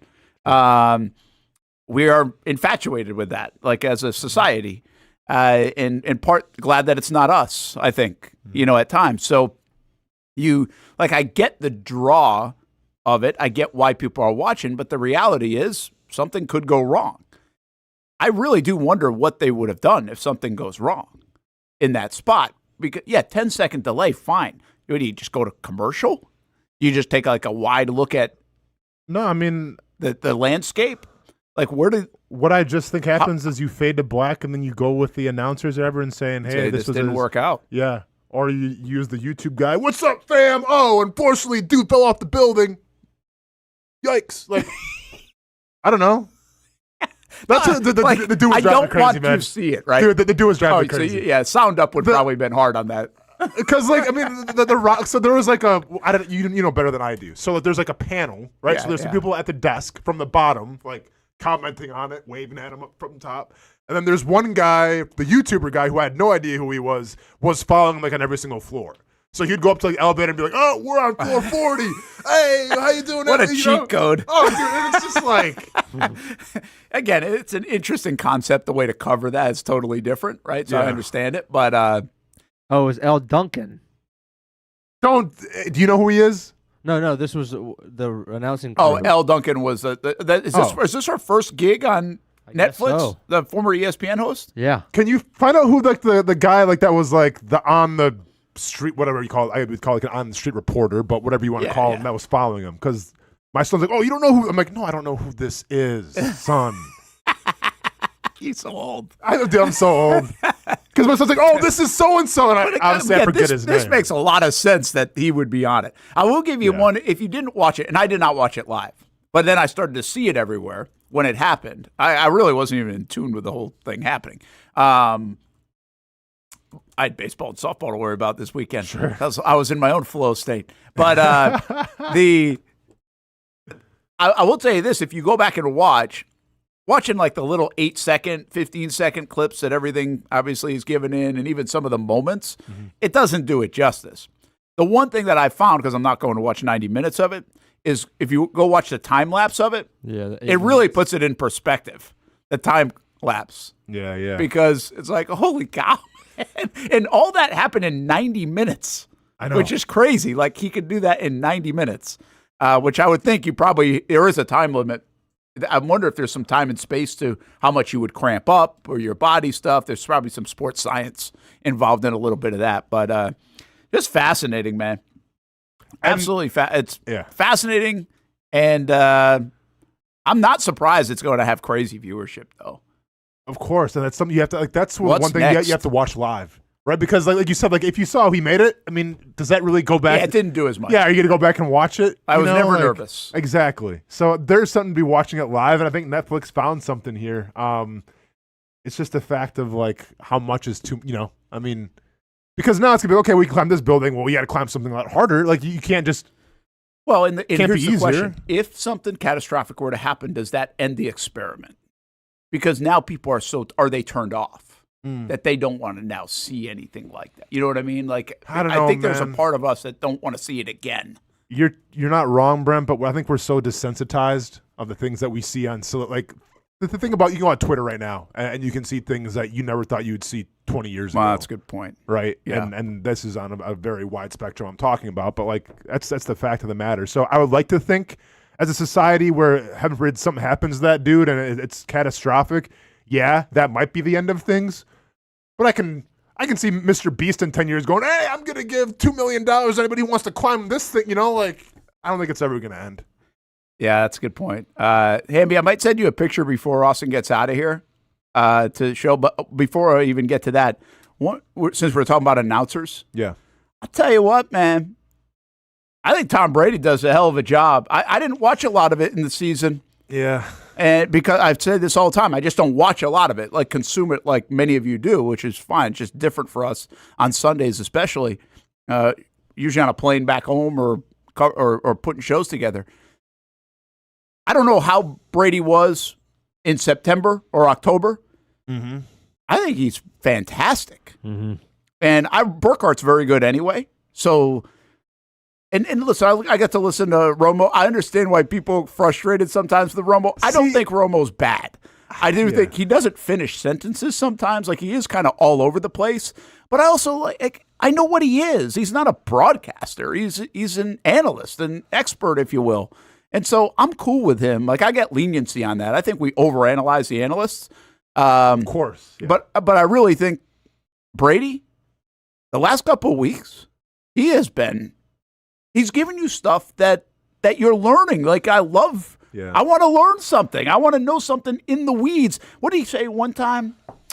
Damn it. What did he call that thing late in that game? I liked when he was talking about buzzword out there. The high 7 route that Devontae Adams ran, about the inside and outside leverage. I didn't hear that part, I don't think. But somebody was raving today about him talking about like how parallel the shoulders are of Jackson Smith and Jigba, like the plane of his shoulders, so he has no tell to a corner about which way he's running, like what route he's running. Great stuff. Like, no, that was great. Inside baseball kind of stuff, right?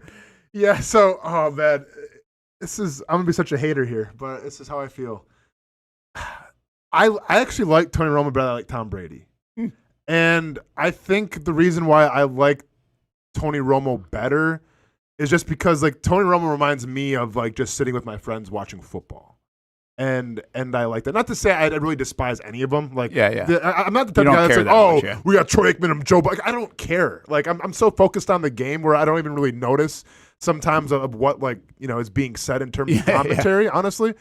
But then, like, what kind of takes me out of that flow, if you want to go to, is like when Brady tries to crack a joke or like tries to, like, you know, bring light to himself. For instance, like a good example would be, I think it was the third down call when the Seahawks had the ball and they had to punt it, and the third down was like a quarterback read option or whatever, and Donald gets hit right away, and Brady's like, "You got to help your quarterback. I should know all about that. I can't run either." I'm like, "Yeah, we know, Tom. I get it, man. I caught that too. I get it, man." And it's like, okay, it's funny, but it's like, man, you're the I don't know. For some reason, I feel like if you're the best to ever do it, which you probably are, I don't need the. He's trying to be relatable. He is, but I don't want you to be relatable. I want you to be Tom Brady, the GOAT. I get it. You know what I'm saying? Like, don't be relatable. Like, I appreciate guys that can bring it down to a pedestal, but Tom, I'm not like you. Like, me and Tony, we can go out and have a beer. Tom, you won how many Super Bowls? Tom, you're married to who for a while? Tom, like, you've done all this stuff. I can't relate to you, man. So don't let me. There is something about Romo like that, right? That he is way more relatable. I get that. That's a good point. That's a really good point. I just think you learn stuff. I want to learn stuff. Sure. If I can still be learning stuff, we all think we know everything about football. I really forget the phrase he used. It was later in the game. It was a fourth quarter, and he said something like, we call that it was like a fire or something or whatever. I don't know what he said. I just can't wrap my brain around what he said. Yeah. But it was like, what is he talking about? And then he explained it. And why they called it this what? You remember it? God. He was like, he even explained why they call it a certain way. It was a word I hadn't heard in forever. Why not? But anyway, I think that's cool.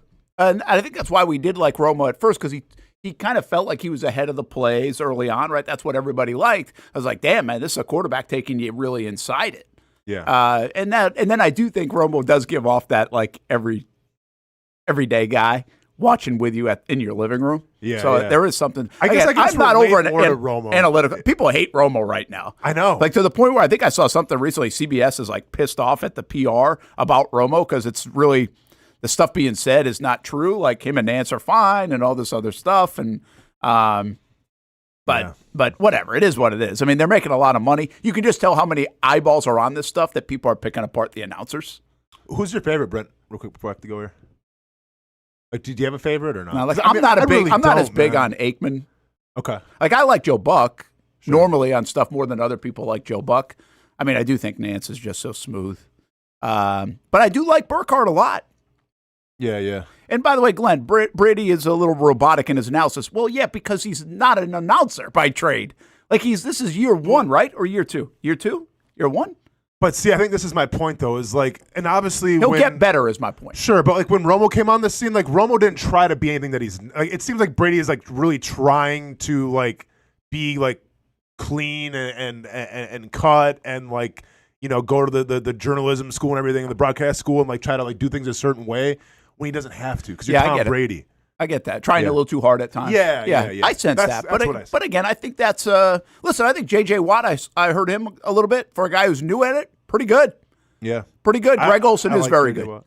Greg Olsen, but that's a happy medium now. It's a tough job. You're the star as the analyst. Yeah. You know, in TV.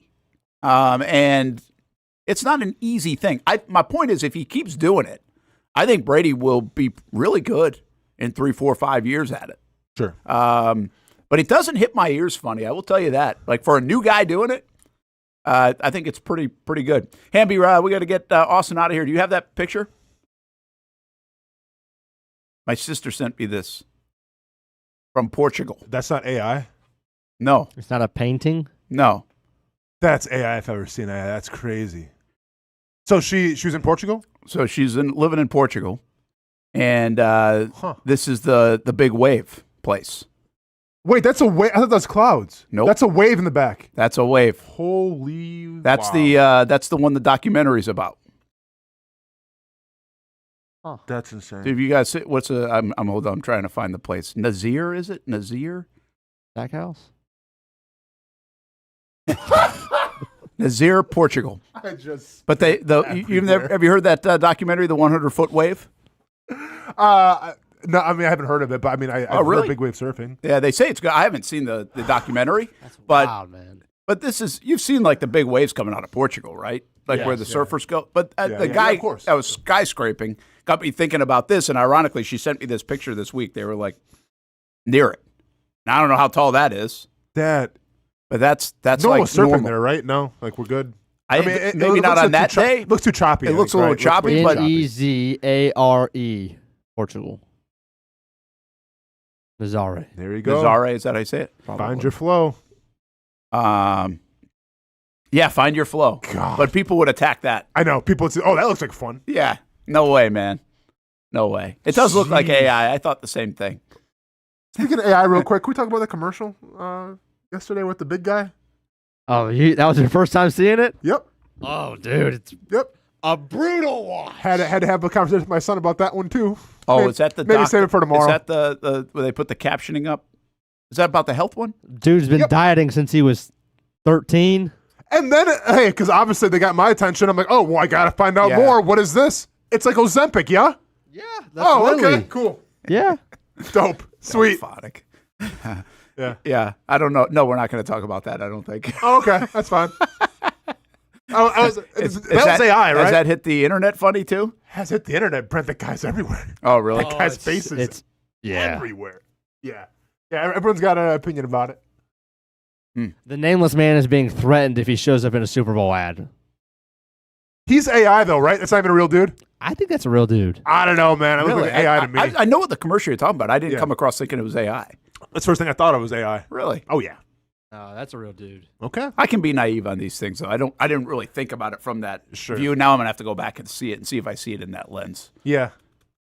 All right, you got to get out of here. We'll take a break. Here. Brent and Austen Show, Action Sports Jacks 24/7 Network. Austin's in Fight Camp. In fact, I had some questions about fight. When can you announce fight? Oh, I've announced it every other show I've been on. Oh, yeah. March 21st, UK. There we go. Probably wasn't supposed to do that, but it's all good. Whatever. What is Danny? Is Danny going to come on the show now and be mad? Like, yeah, it's March 21st. It had been out there a little bit, but it had been out there. Fighting at 205. Fighting at 205, 205 pounds, baby. We're Lean in and camp. mean. We're in camp right now. I want to go do a show from camp. I think. Yeah. What? I mean, well, you can. I could. It's right? during the show usually. Yeah, it's during the show. You want to take part in it? You want to be one of my training partners? Shark Tank? I've thought about it. You want to be one of the minnows? I don't think that's my flow state. That's not your flow state. Fair. We'll be back.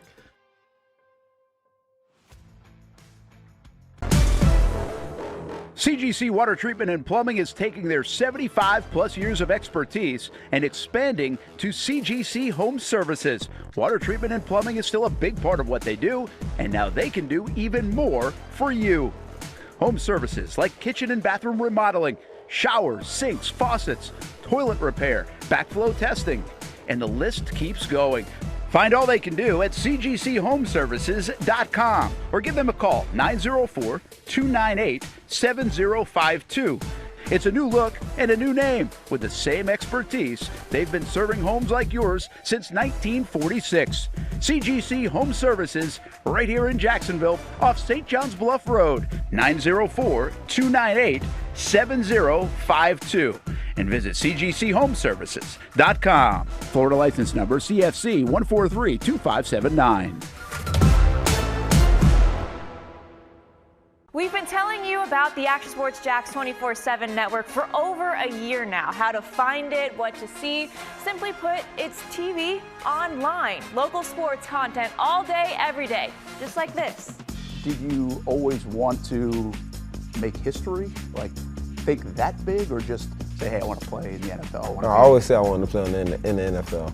Cuts it back to her left side, takes a shot, and into the back of the net. Oh, what a pass. Oh, my goodness. What a pass. Say he doesn't make a tackle, you still feel like his presence is felt in every single play. I did have a sense that they wanted to be bold, that they wanted to make a splash.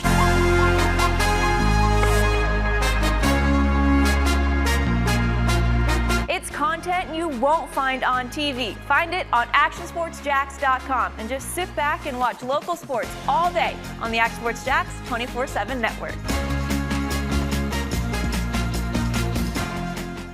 It's one of the hot spots in the area. Welcome you to String Sports Brewery out at the beach. Big crowd on hand tonight. The fans are here. And now the newest hot spot at the beach is open. String Sports Brewery in Jax Beach has opened its doors with rave reviews. We're going to be fans forever.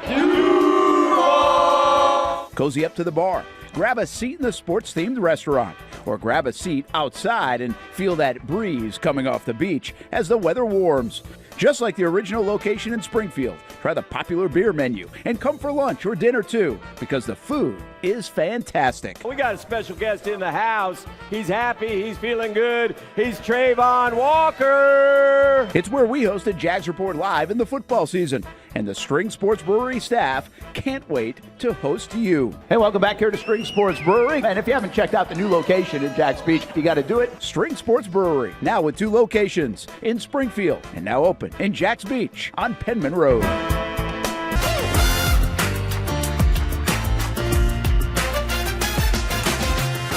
Empower a future, inspire a dream. It's a bold but simple mission for the Jacksonville Police Athletic League known as Jax PAL. Help the next generation of kids in Jacksonville shape a brighter future. Their after-school programs, teenage leadership programs. There's community outreach. It's been just an awesome opportunity to be out here with my colleagues and do something good for the community. It's really been an interesting opportunity to just see everybody work together in a way that we don't normally in the office. And there's sports.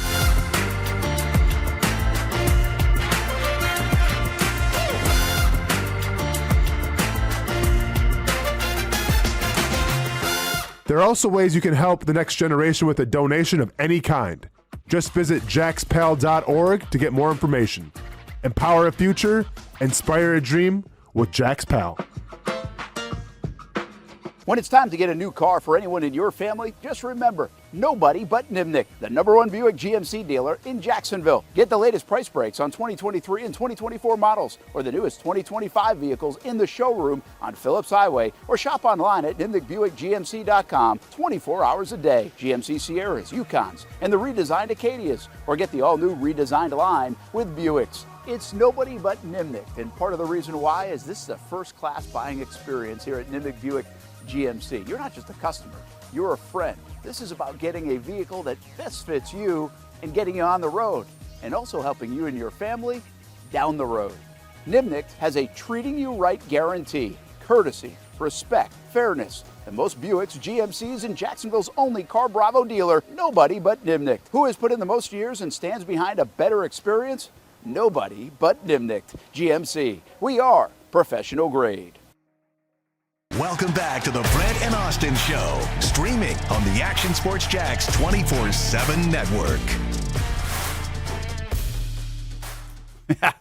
This is crazy. It's fun. Where are the defenders? Yeah, it's tricky. That's going to be a heck of a tricky thing in the broadcast, especially when it changes so fast. They obviously prepared for it, but I was wondering about when they go to the computer-generated stuff, which is also pretty cool. And then same thing, like the Patriots jerseys blending in. Does that affect the quarterback? What about the different camera shots? Because like this one obviously is tougher than they had a nice clean look down on the field. There's so many things that go into it. And listen, at the end of the day, this was a terrible football game to watch. Like, it really wasn't a good game. So what are we going to do about that going forward? Did you think it was a good game? No, it was crap. Now, I've often said, like, I think a lot of times snow games bring in even more people. It gets you excited to watch, and it's cool. It's different. So, and I think that has happened in the past, I think. But you've got to be able to operate and play the game. This one was non-operational because of the wind and everything else. So I thought R.J. Harvey, in fact, I forgot to look this up. Where's R.J. Harvey from? Well, he's UCF college. I know. But is he from Florida? I think so. He is, he's an Orlando guy. Yeah. I didn't realize he went to University of Virginia before that, before UCF. Oh, he's Edgewater guy. Yeah. So, what, Edgewater's right down there in Orlando? Yeah. My point is, when I watched R.J. Harvey play yesterday, he looked like somebody that was super uncomfortable playing in that weather. There are some guys that are okay. And by the way, that might have just been footing in general, and I know there wasn't a lot of it, but he looked really slow, off didn't know kilter. how, was dancing a little bit, was wondering how things were going to go. There's a lot to think about now. You don't want to lose the football. He just looked like a guy that hadn't played it. And keep in mind, R.J. Harvey, who grew up in Florida, played at UCF, also went to Denver, and you're like, oh, well, he's played in cold temps all year. No, they haven't. It had, the coldest game they had in Denver before this past game was last week. Mm-hmm. So it has not been cold. In fact, last week was in the 40s, I think. So that was the coldest one. This was the first time they've played in it. And it's just fascinating if you're a Denver Bronco and you're playing this time of year. Is that part of your recruitment of players and part of your analysis of players? When you're drafting or free agency, is who's going to be okay in this stuff? Quarterback to running back to receivers. Nobody loves it. But some people can do better in it than others. And that's real stuff. I wouldn't perform very well in that. I know that. I wouldn't like it. But some people love being cold, like Austen from Wisconsin, or whatever. He's played in it. Yeah. He would perform okay in that. I'm actually always interested and almost impressed with the guys that do it pretty well that haven't been around it. That was impressive in 2017 when the Jags went and played in the super cold in Pittsburgh and played their ass off. They played really well. And they had guys like Bortles and Fournette and Telvin Smith and players like that had never been in that kind of temperature before. Some of those guys had never seen snow. And they're playing in the biggest game of their life in that situation and performed well. I mean, it's a one-off thing, but the bottom line is it's the most important one-off thing. It was the biggest game R.J. Harvey might ever play in his career. Right. And he looked super uncomfortable. Not that any back looked really comfortable, but I thought the Patriots back looked more comfortable. They just played in it last week. Yeah.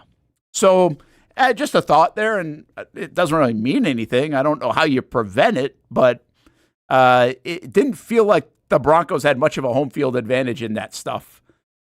Obviously because of Stidham's situation, and he really got dealt a tough hand having to play in those elements on top of having to jump in that situation.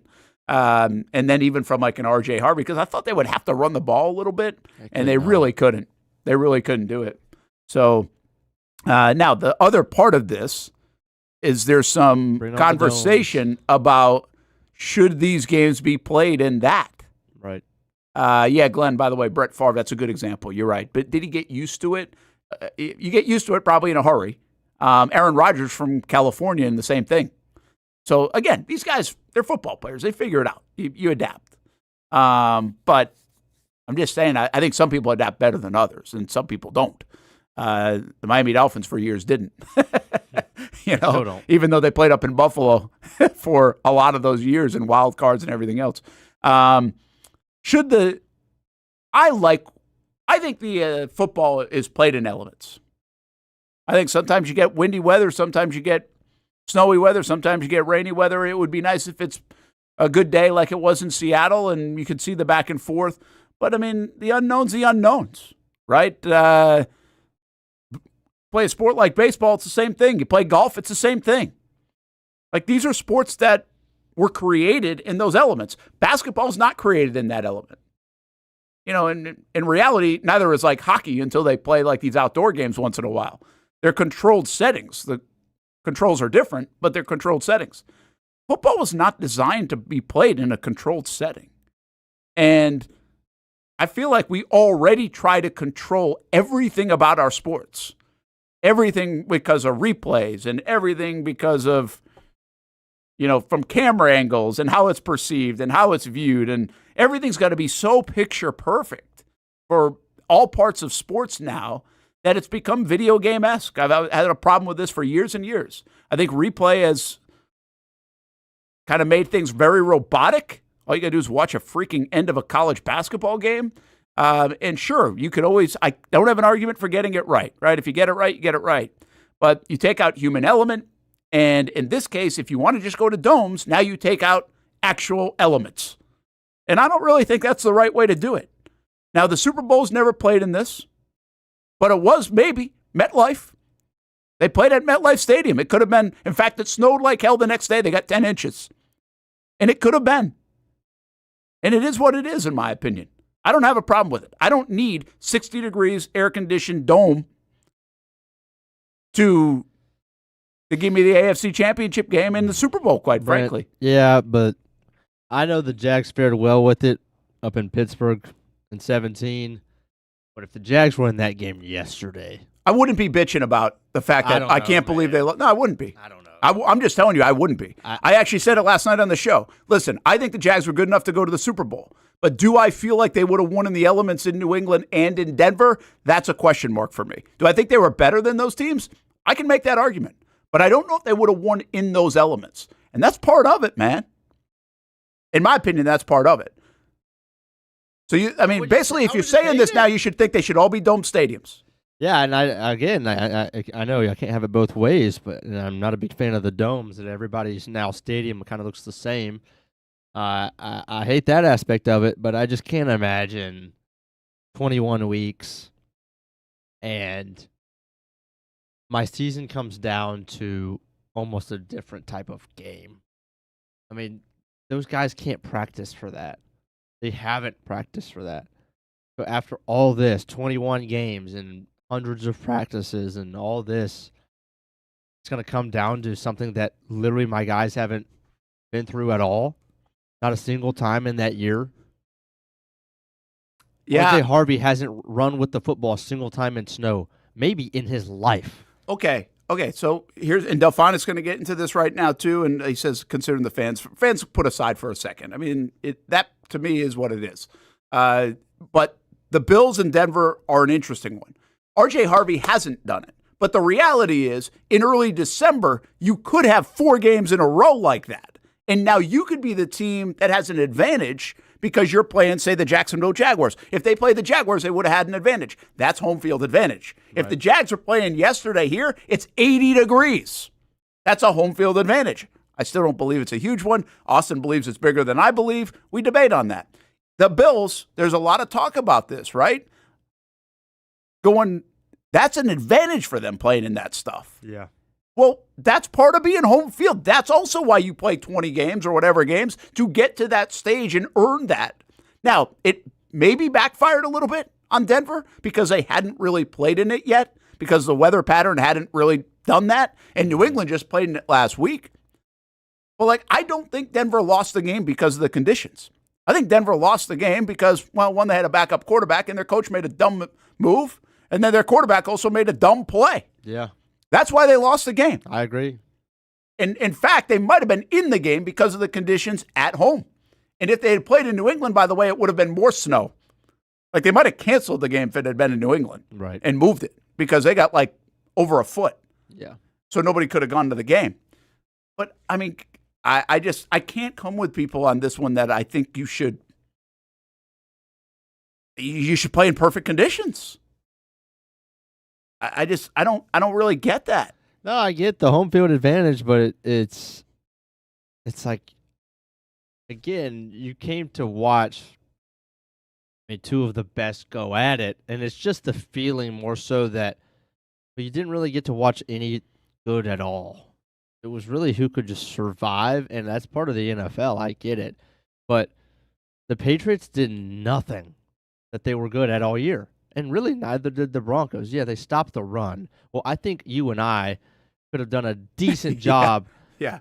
in the snow yesterday. Yeah. Because, it's really hard to make any kind of move. Absolutely. Yeah. So on first contact, you're going down. Yeah, it was like they were trying to run out the clock half the time. Seriously. Right? I get that. So it's like, you come all this way, you want to watch the best versus the best.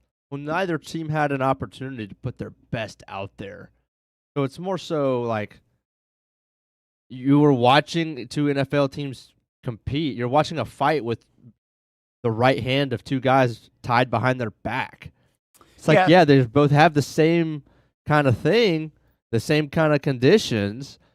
So it's not that it's not fair, but you paid that money, or the buildup was for a big fight, and you watch two dudes uncoordinatedly try to punch each other with their left hand. Like, that doesn't mean we got to do all domed, but it doesn't, I don't have to be happy about that. No, listen, I think you can be disappointed because of the way it turned out. I also think we could have easily got a very entertaining game because of the snow, where it could have been 34-31. Yeah, the bottom line is the wind blew and everything else was a little off, so you got one of those situations. And I'll also say this. I don't think either one of these teams were like crazy entertaining this year.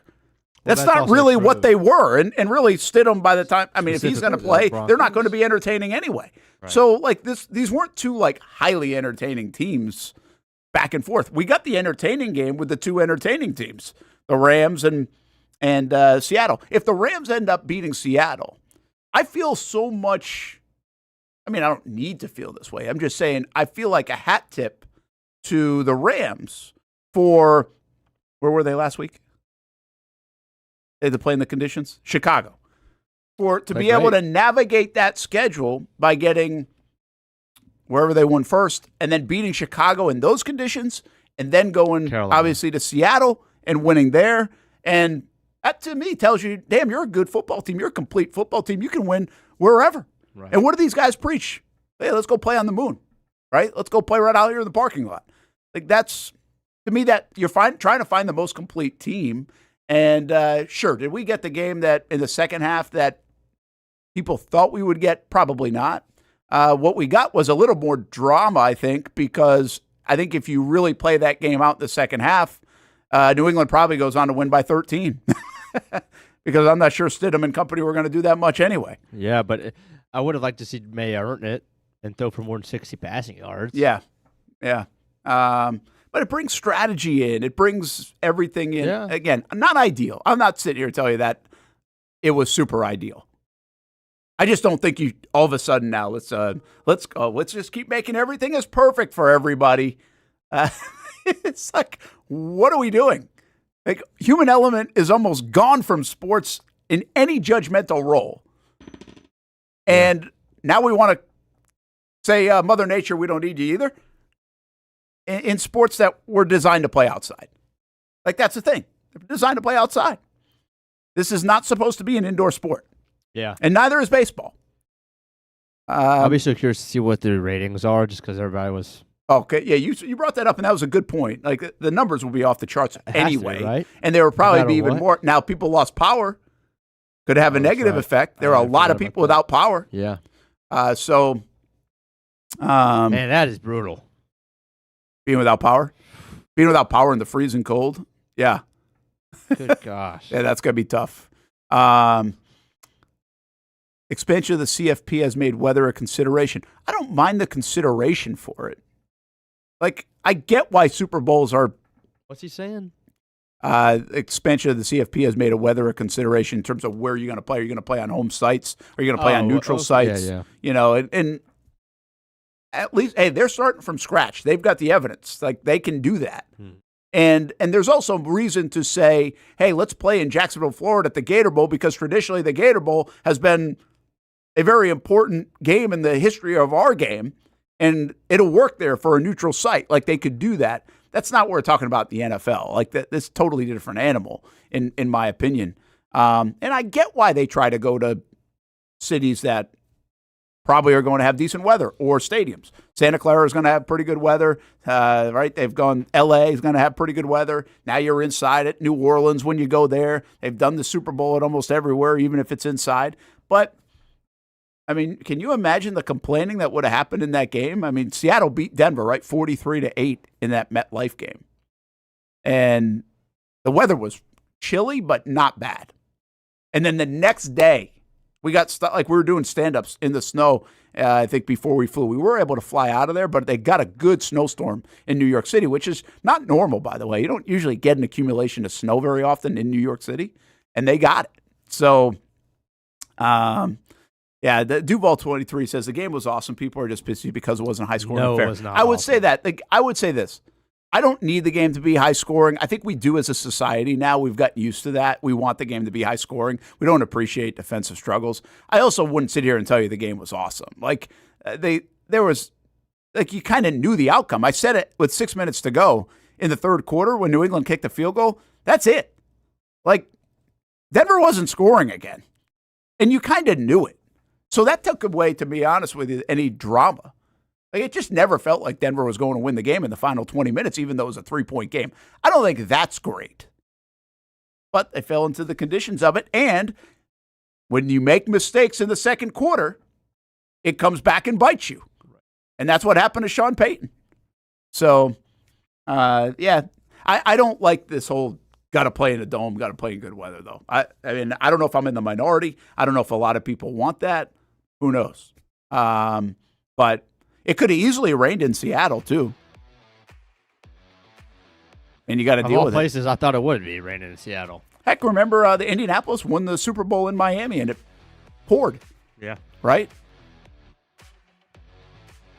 But if you minimize, listen, it's really hard to, yesterday would have been a bad day in a bunch of places. But it's also pretty unusual that it would have been a bad day in a bunch of places across the NFL. Right. It could be cold. Like, don't we like the cold in January? Doesn't that feel like more football? Yeah. Like, if it was always 60 degrees, man, that would suck. You would lose that whole element. Spending money is a good idea for some teams. Look at New England and Seattle. How New England constructed this team is fascinating to me. And they really hit on the draft, too. And then they got Mike Vrabel on top of it. I mean, really. But Seattle, I didn't know they were fourth in spending until I shared this with you, man. Like, spent a lot of money, too. This reminds me a little bit of Denver. If you go back to 13 or 15, whenever the heck they won, I can't remember. But when they got good, they spent a crap load of money. And until that point, it was not like, hey, you spend money, you win. It just didn't happen.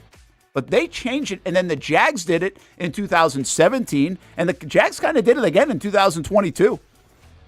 Spending money has really helped teams get to where they want to go in the last decade.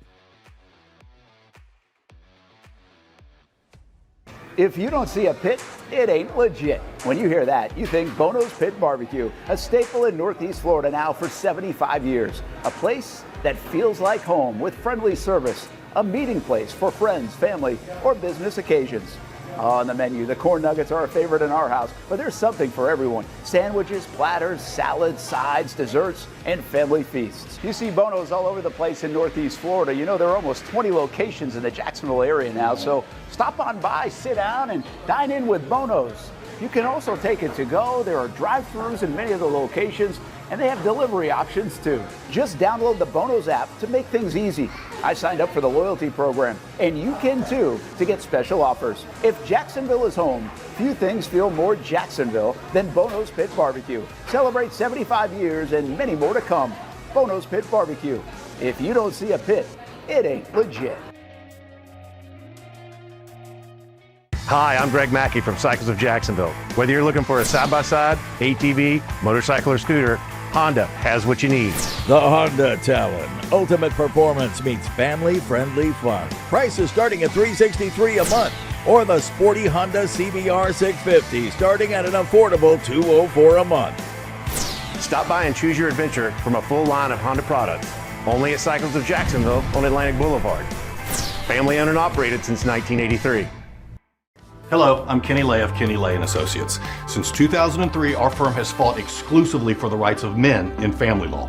Divorce, modification of child support, alimony, custody, and more, all for men. A father is vitally important to a child's life, and being a man is not a reason to pay more in child support or alimony. I'm a single father. I get it. If you have a divorce or other family law issue, contact Kenny Lay and Associates at divorcemenonly.com.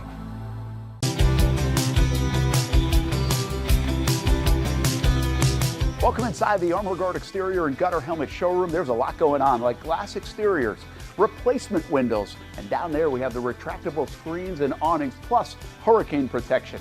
Let's talk more about those gutters, and to do that we bring in Kevin. He's the owner, he's the expert. Why Gutter Helmet? Well, Gutter Helmet's truly the only maintenance-free product. It lets the trash and debris go on the ground, the water wraps around and goes inside. Unlike filters, they sit on top of the gutters, and the trash and debris build up on top of filters, which requires maintenance. With Gutter Helmet, we're going to keep you off the ladder, the most dangerous thing in your garage. With Gutter Helmet, you'll never clean your gutters again. So get off the ladder and put on the helmet. Gutter Helmet. Get a free estimate at gutterhelmetofnorthflorida.com. You can also call 904-762-7779 or visit the showroom on St. John's Bluff Road in Jacksonville. In this video, I'm going to show you how to easily access Action News Jax Now using your Roku device. First, launch Roku. Next, use the menu list to scroll down to the search feature. Then, use the remote to enter Action News Jax into the search bar, and then click Action News Jax thumbnail. Once you see this screen, go ahead and select Add App. Wait a few seconds for it to install. Once it finishes installing, press the star button on your remote and click on Move App or Move App to the top. Finally, select the app back on your home screen to open it. Now you can watch all the great content on Action News Jax Now. Live daily breaking news. We have breaking news happening right now in Clay County. First alert weather and traffic. Looks like we have a tornado warning. Let's take a look at that. Action Sports Jax 24/7. We've got the Brent and Austen Show daily, live sporting events, and long-form interviews you can't see anywhere else. And shows like Law and Crime and much more. And that's how you access Action News Jax Now using your Roku device. Most of us know how to throw.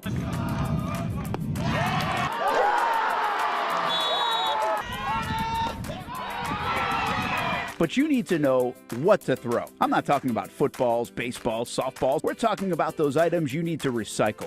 Republic Services explains it easy. Recycling simplified. 1. Know what to throw. When in doubt, throw it out. 2. Empty, clean, and dry those materials. It takes an extra minute, but it makes a big difference. And 3. Don't bag it. This makes the recycling process faster and more efficient. This is a look at the Republic Services North Florida Recycling Center. You can make this process even more efficient. By utilizing those 3 steps, Republic Services can help you become a better recycler in your home. Learn more at recyclingsimplified.com.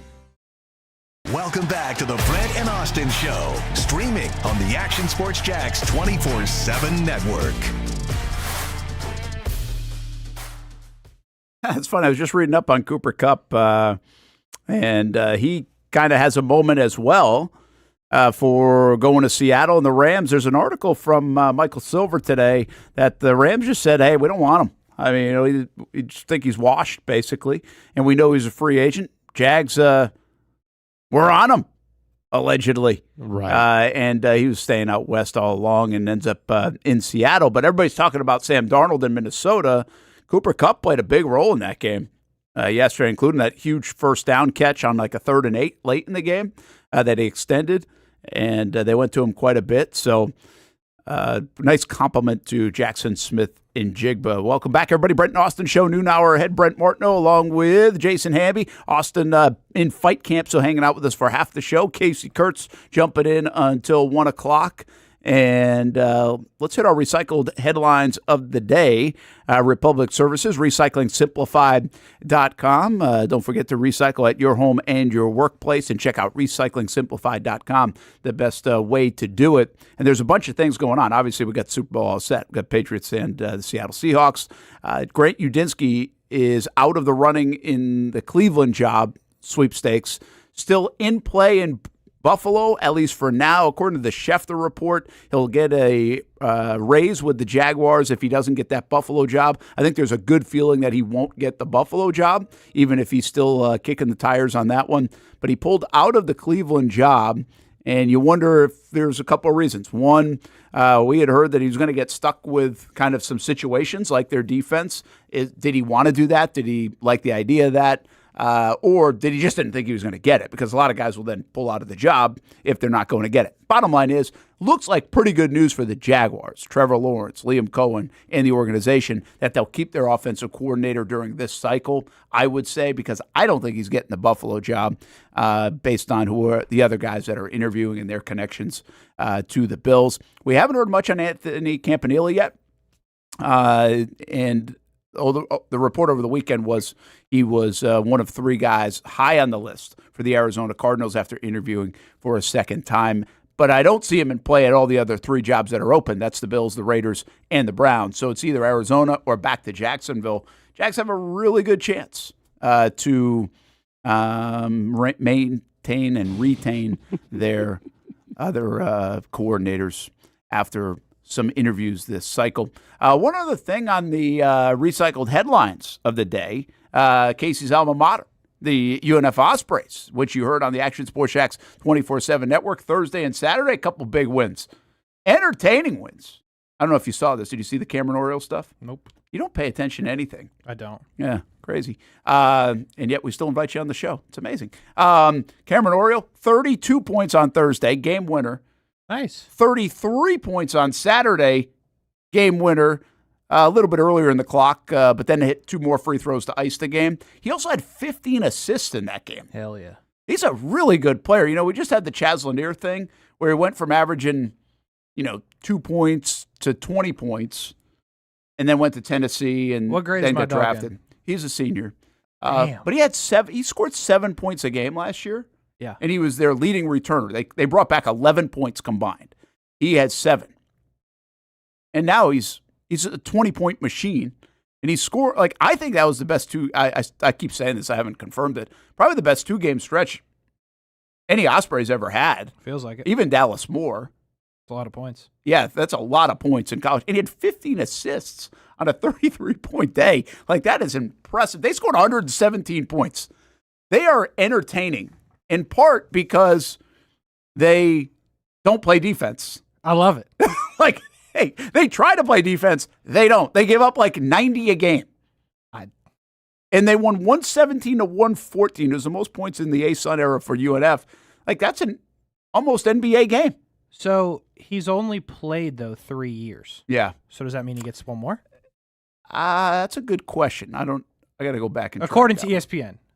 But he's played, this will be the second year for Yeah, UNF. it probably does then have another one. Because it looks like, according to ESPN, he played one game in 22-23. Didn't play at all in 23-24. So one of those has to be a redshirt. Yeah. And then 2 for UNF. So my dog is going to make some money, hopefully. Shout out to you. Yeah. Someone will take that. Obviously. Oh, there's no doubt about it. Well, here's the thing about it. Listen, we'll do more of this on Talent Talk tomorrow. And every Tuesday we do an hour show with the Ospreys. And the cool part about the game that we're showing, we've tried to do it in a different way. We can't stream the game on the network, but we can stream the audio, and we show the box score and kind of this secondhand viewing experience, if you will. The entertaining games, there were people jumping in on and watching it if you don't have ESPN Plus subscription or you're not at the arena. That's true. And the other thing that we got going, which we found out on Saturday, is the bettors were on it.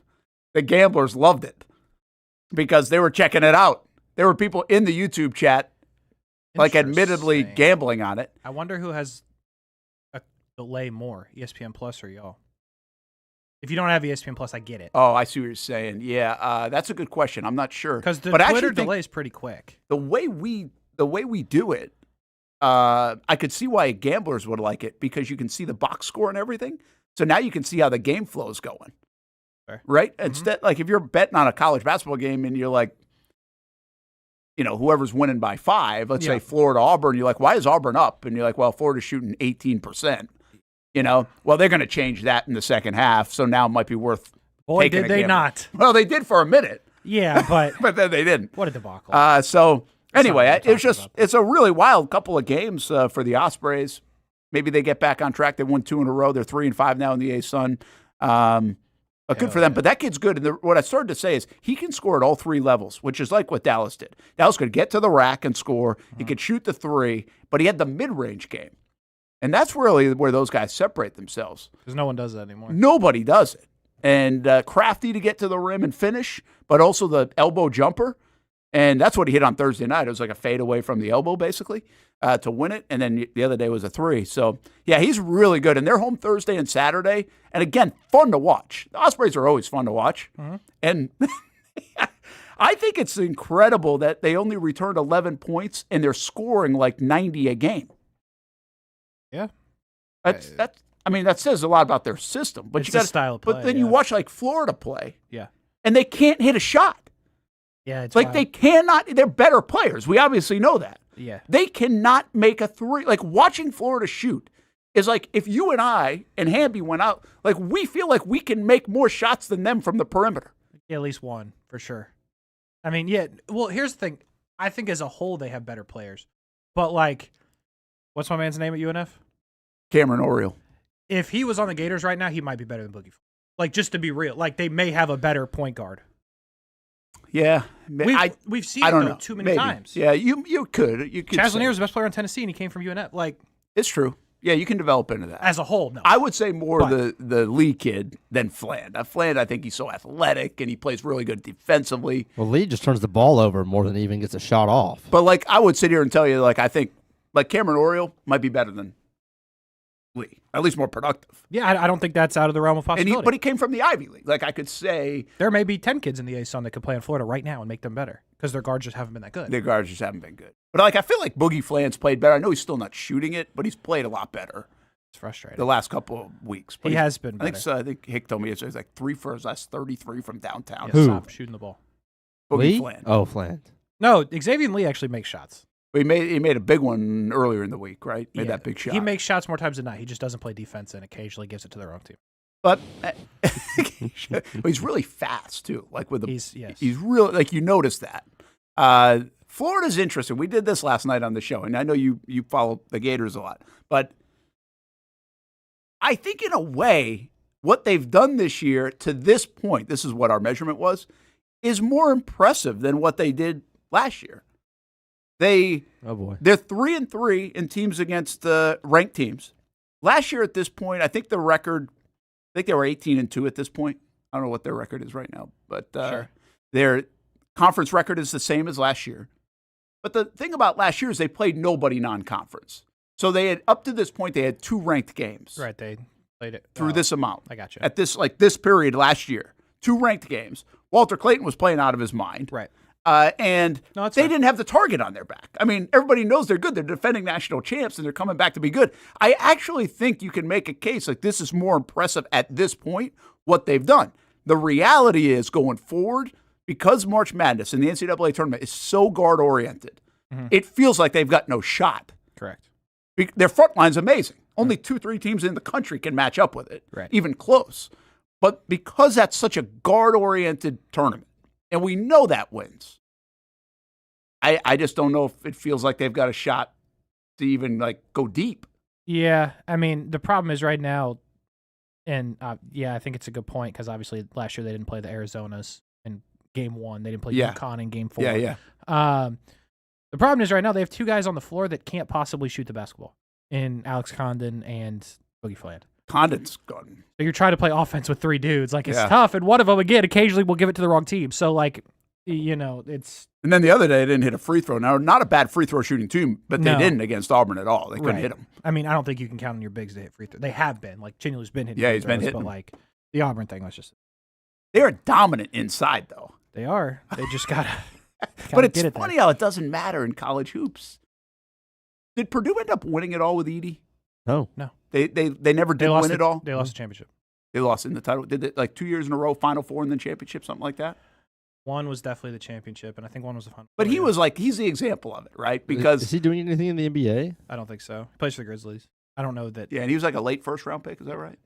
I think it was mid first like round. 17 or 18. But maybe. he was a guy that was like, he was talked about as like good college player, never NBA player. And then that last year, he went from non-NBA guy to like the third. I want to say he's like 13 or 17th pick, something like that. He's averaging 14 and 11 for Memphis. There you go. He Well, plays. everybody in the NBA averages that. Wow. Not 11. He was the 11 ninth boards is a overall big pick. number. Well, if you're 7'4", everybody averages 11. That's fair.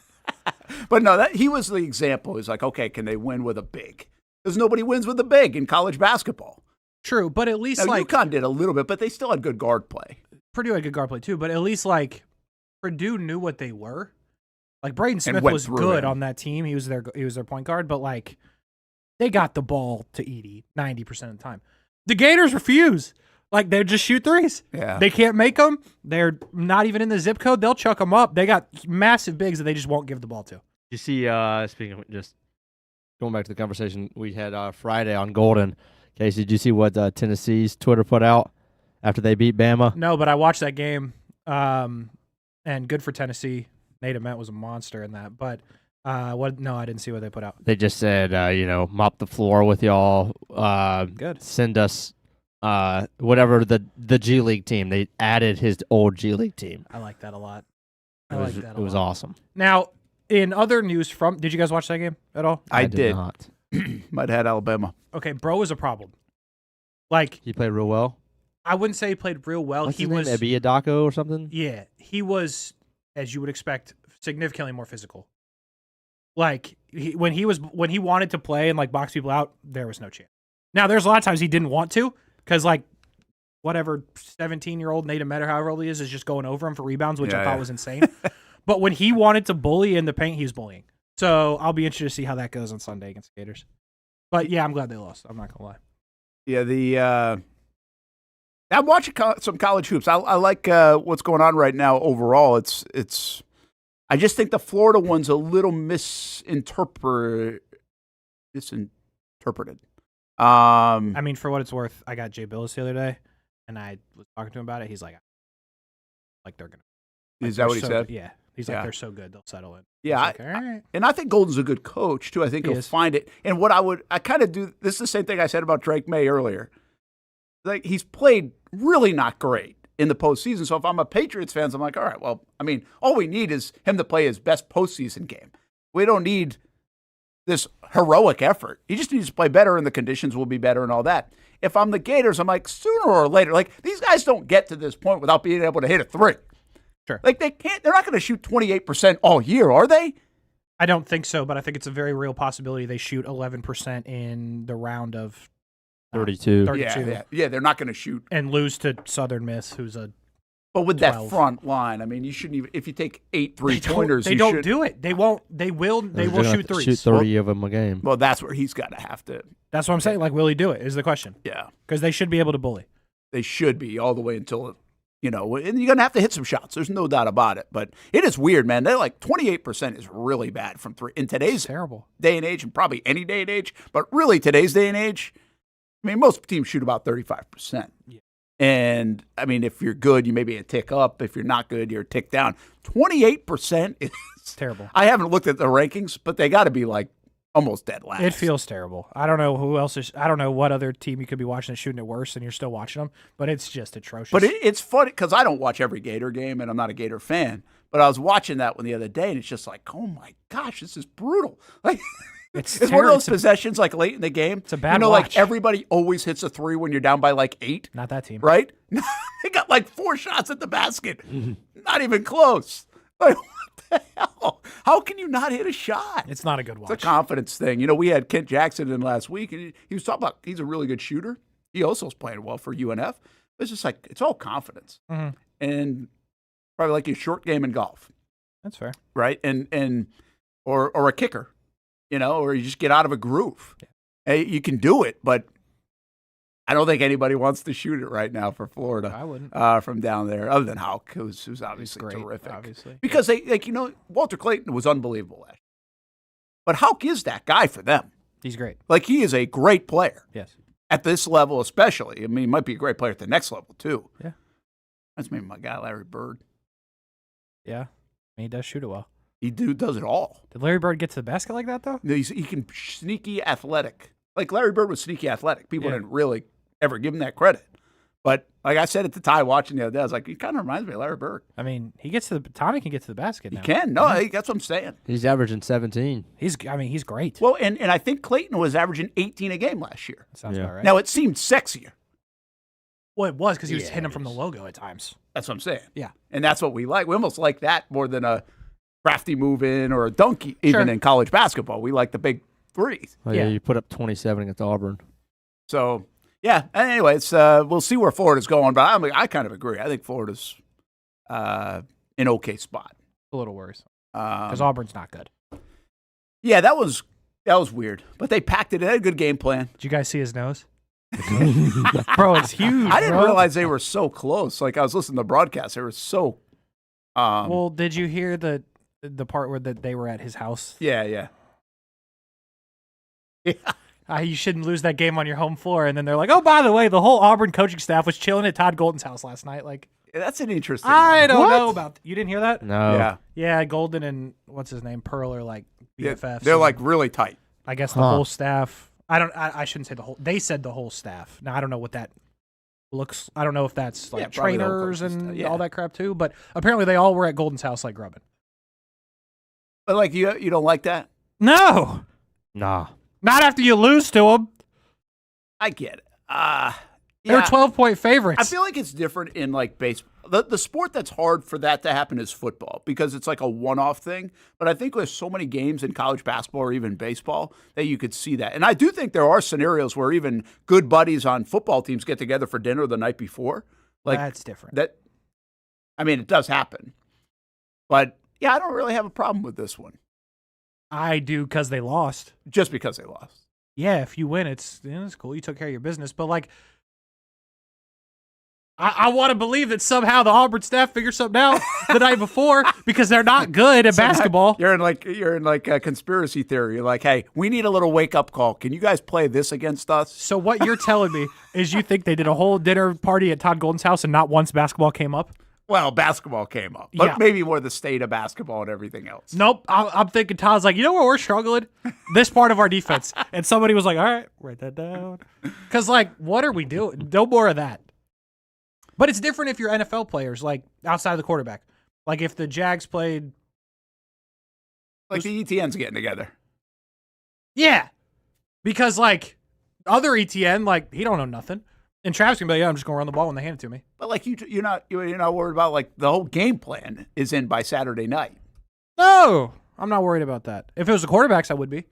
I don't really look at it that way. You could tell like how close they were. What if even Cup patted and them on the head Stafford after the game? What if Cup and Stafford are having dinner on Saturday night? Don't like it. I agree. Yeah, I wouldn't like that. In that front of that game, but this was a January game. This wasn't March before the Final Four. Yeah, but I just think that the sport that coaching matters the most is college basketball. I've said that before, and like that's like your quarterback and the quarterback getting together. Like I don't know, I don't like it. Don't do that again. Don't do that again. When you go to Auburn, when you go to Auburn, go to his house, bro. See if you learn something. I don't know. What a mess. That's an interesting one that happens, but I'm not surprised by it, especially in the coaching fraternity. I was so mad after that. I was like, you guys suck. That's fine. That bothered you. Yeah, I don't know why. I've always cared about when Florida basketball loses. That's why I hate Mike White so much. But so then the game ends, and Amanda's like, all right, well, do you have Netflix? I was like, yeah. Like, we're going to watch this guy climb a building.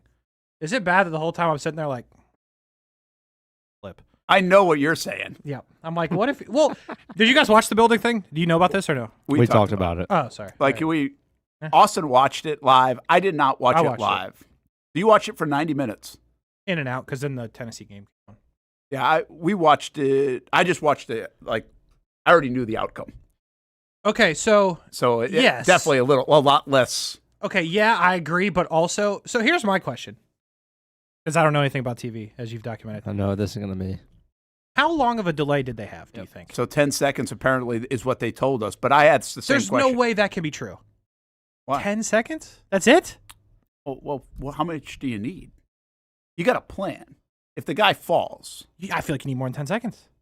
I mean, you just cut into a shot. Like, what is your options? Where are you going? You're not fading to black, right? If guy falls and dies, where are you going? You're not going to the announcers. Where are you going? Well, technically, he would fall out of the shot because you were so zoomed in, so you could just stay on that shot. Yeah, but I'm assuming that everyone in the vicinity is not going to be able to give you anything because a guy just died right in front of them. Yeah, but I think you have to. I feel like seriously, this was one of my big questions. Like, what do you do? That was my big question. I think, but I also believe, like, when you do your production meeting for this, which is a totally unique event anyway. So when you're planning this for weeks and weeks, I'm assuming. I mean, you've actually got a real plan. Like when Dale Earnhardt dies at Daytona, you don't have a plan for that. Sure. Like, right? That's just like immediately happening. Yeah. When the DeMar Hamlin situation happens on Monday Night Football, you don't have a plan for that. Sure. Like, you don't even think about it. But when this situation, you absolutely have a plan. And your plan is, we've got 500 cameras, and we're going to this static shot of overlooking Taipei. See, that blows my mind. I feel like you'd have to get out of there. You'd have to go to a different country. You'd have to get. I feel like how are you gonna have anybody give you anything? But like, who was it? It was L. Duncan and them. Like, yes, they've got to be ready for it. If the guy splats right in front of them, you think they're gonna be able to talk? Yes. No chance. I disagree. Well, then if you can't, then you shouldn't have signed up for it. I disagree wholeheartedly. That's just why there are millions of people watching. You can say sitting here, yeah, I'd be good, comfortable. If the guy's brains are on your desk, you're not doing it. Landing on us. Bro, you don't think there would have been some... Was Elle Duncan there? I thought she was back in the States. Probably was in the studio. No, they were there. They showed them. Oh, they were live? They're like right next to the building. So you're telling me Seth Rollins went to Taipei? I am telling you Seth Rollins went to Taipei. Huh. You can look at you can look it up. But somebody should do it. Listen, there are a lot of people that do these things now, and what is your plan? I don't know if they would share it. I'd love to know, because Seth Rollins could barely even get words out when he's climbing the building because he was like nervous that it was out. going to happen. Which is dumb because he's seen Jeff Hardy do stuff like that. Which all the also, time. by the way, like I said this to you guys in a break, I said to Austin in a break, there's like there's like about a 2% chance of that happening. Less. I don't think so. Oh, they wouldn't. Dude, that was a walk in the park for that guy. Agreed, but like, there's like human error. Well, I get it. I get it. But like, bro, he I literally rappelled off the Wells Fargo building here, and the only reason I did it was like a thing that everybody did. Okay. And I was like, I'm not going to die in this thing. They do it all the time. Yeah. Now, was there still a 1 or 2% chance that something would break? Yeah. Yeah. But like, that was, to be honest with you, I don't really think it was that different. How many times for does this he fall? guy? That was me rappelling off the Wells Fargo building. The chances of both of us splatting were about the same. All right. In 300 jumps, he might fall once. Okay. Well, what if that was the one time? So then that's point. Well, by the way, I do think you had to plan for it. There's no doubt. And so I think their plan had to be, listen, you guys are going to have to talk through this. But I'm curious how quick they would what would their thing be? I think they would have went to black. Oh. They can't go to have black. an event like that and go to black. Like, it could happen. Well, I think you're going somewhere else. They're not going to the announcers. There's no doubt in my mind. I don't care what you say. They were right there, Brent. You ever seen somebody die? I'm being serious. You ever seen somebody die? No. You think you'd be able to talk through it? Some of you didn't even know. Like, I feel like it hits you a little bit different when you watch somebody die. That's it. Probably. Yeah. I get what you're saying. I understand that. I also think, so there was nobody back in like a studio somewhere that they were bouncing back and forth with? I didn't watch the pre-show. Okay. Unconfirmed. So, but when I turned it on, it was Elle Duncan, Seth Rollins, and some lady sitting right next to the building. Yeah. And I was like, okay, we'll see. Yeah, and listen, I'm not telling you I know. I'm just fascinated in a way of what it would have been. Like what their plan, because they had a plan. I know, obviously. Is it play music? Because there's only two options can happen in this whole thing. He lives. He makes it or he dies. Well, that's a good point, right? Or maybe he taps out for some reason. Well, that'd be a third cramps one. Yeah, or whatever. yeah, that's a good point too. See, that's what I'm saying. They have like, a plan for that too. There's human air. Like he gets a cramp that you don't, like. Yeah. I am sure he has climbed 10 billion things tougher than that. I'm with you on that 100%. It looked like he had it down pretty straightforward. But what you can't plan for is the cramp, is the like something random. Was that really the sponsor? I don't remember seeing that. I would have cut to that Lily commercial. I thought you were going to get. I've seen it. I've been something the Uncrustables. Boy. The life but insurance. I think Hamby has a good point though. There are 3 outcomes, and that's it. For sure. 3 outcomes, so you can plan for them all. Like and in TV, if you can plan for outcomes, then you've got a plan. And it's also got to be a lot easier on them because they don't have to fill a time. It ends when it ends. Well, that's a good point too. That's fair. You know, they're not filling. You got to fill to the top of the hour. Yeah, true. That's actually a good point. So about technically, streaming, they right? could go to black, which they would never. But I think it would be a disservice to the whole event if they went 100%. to black on that and just said the broadcast's over. Yes. Because that's why people are there. That, oh my gosh, this could actually happen. 100%. You got to do something else. I'm just saying. I think it's easy for the Netflix suits and you guys to say, I get that. No problem. We'll just go to the announcers and we'll bump around everywhere where there's not a dead guy. But like when you watch somebody fall 90 stories and splat on the ground right in front of you, I don't think you're getting any words out. Yeah, I think that's no fair. matter what the plan was. Yeah. And if anybody knows that, it should be Seth Rollins because crap goes wrong in their thing all Yeah, the yeah. time, and it's a big problem. So Yeah. I was uncomfortable. Like I would didn't- like to say it again, if given the situation, if you signed up for it, you'd be able to get through it. But I understand what you're saying. Like you've never seen it, done it, whatever. So you don't know. I you don't know think- if you're going to freeze. You don't know if you're going to all right, cry. I you got don't one know more if you're- question. If you see the guy fall, Yeah. would you look away?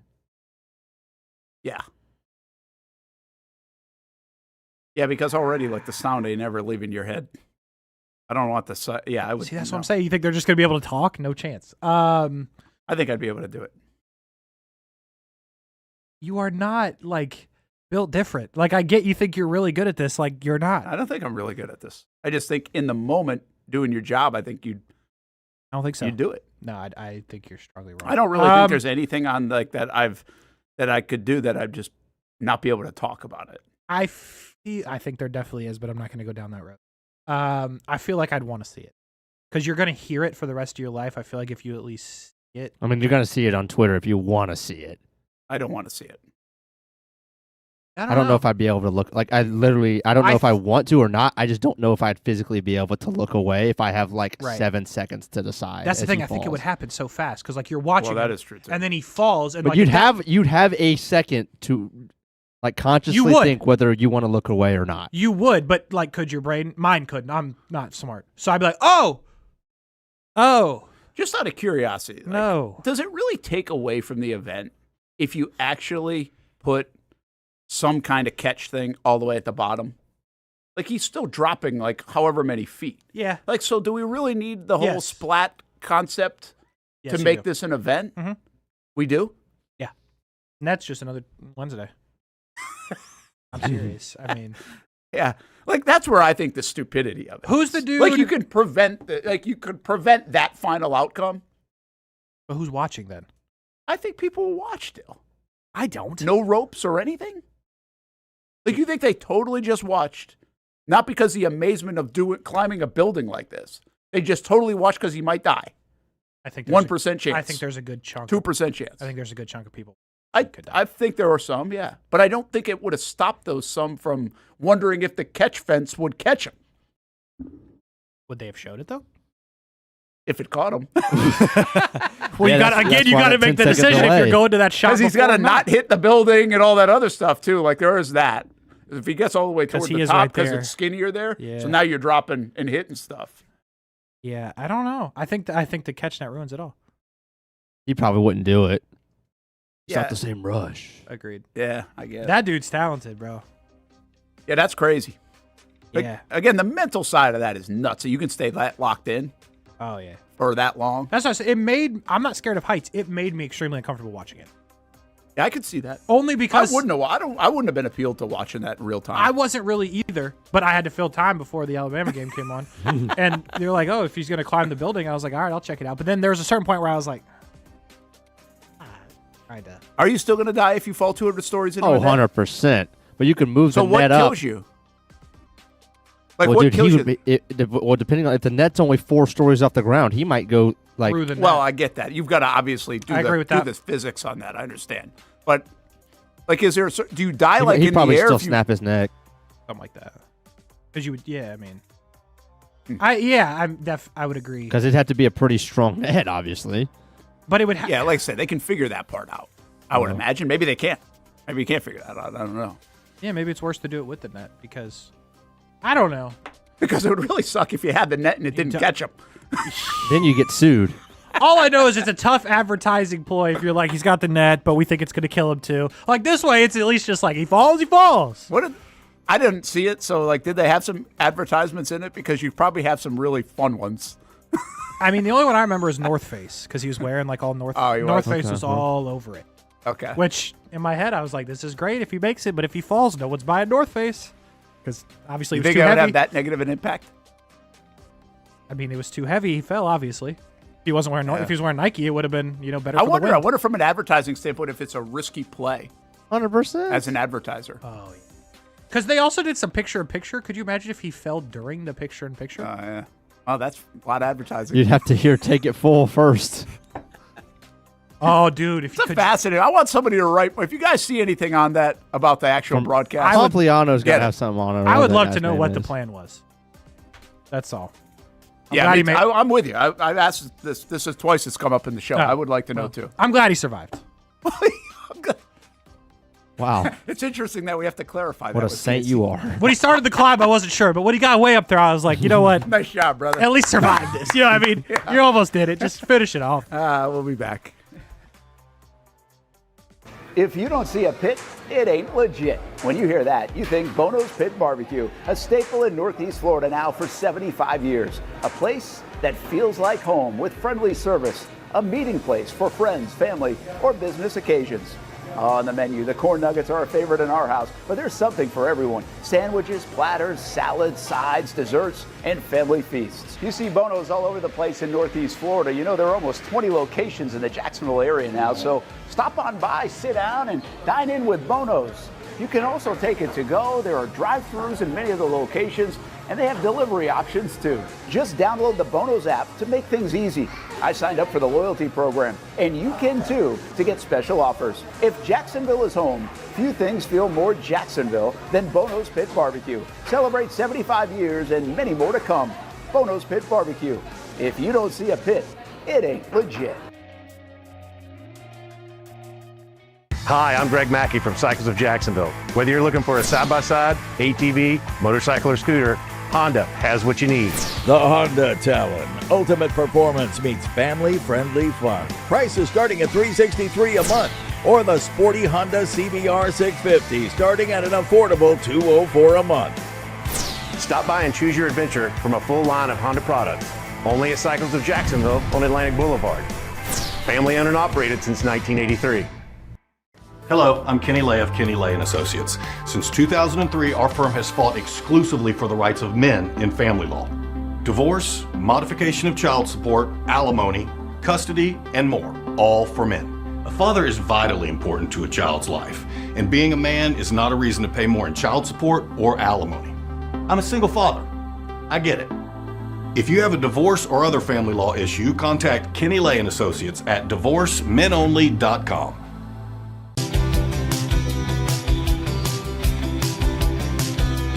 Welcome inside the Armor Guard exterior and gutter helmet showroom. There's a lot going on, like glass exteriors, replacement windows, and down there we have the retractable screens and awnings, plus hurricane protection. Let's talk more about those gutters, and to do that, we bring in Kevin. He's the owner, he's the expert. Why Gutter Helmet? Well, Gutter Helmet's truly the only maintenance-free product. It lets the trash and debris go on the ground, the water wraps around and goes inside. Unlike filters, they sit on top of the gutters, and the trash and debris build up on top of filters, which requires maintenance. With Gutter Helmet, we're going to keep you off the ladder, the most dangerous thing in your garage. With Gutter Helmet, you'll never clean your gutters again. So get off the ladder and put on the helmet. Gutter Helmet. Get a free estimate at gutterhelmetofnorthflorida.com. You can also call 904-762-7779 or visit the showroom on St. John's Bluff Road in Jacksonville. In this video, I'm going to show you how to easily access Action News Jax Now using your Roku device. First, launch Roku. Next, use the menu list to scroll down to the search feature. Then, use the remote to enter Action News Jax into the search bar, and then click Action News Jax thumbnail. Once you see this screen, go ahead and select Add App. Wait a few seconds for it to install. Once it finishes installing, press the star button on your remote and click on Move App or Move App to the top. Finally, select the app back on your home screen to open it. Now you can watch all the great content on Action News Jax Now. Live daily breaking news. We have breaking news happening right now in Clay County. First alert weather and traffic. Looks like we have a tornado warning. Let's take a look at that. Action Sports Jax 24/7. We've got the Brent and Austin Show daily, live sporting events, and long-form interviews you can't see anywhere else. And shows like Law and Crime and much more. And that's how you access Action News Jax Now using your Roku device. Most of us know how to throw.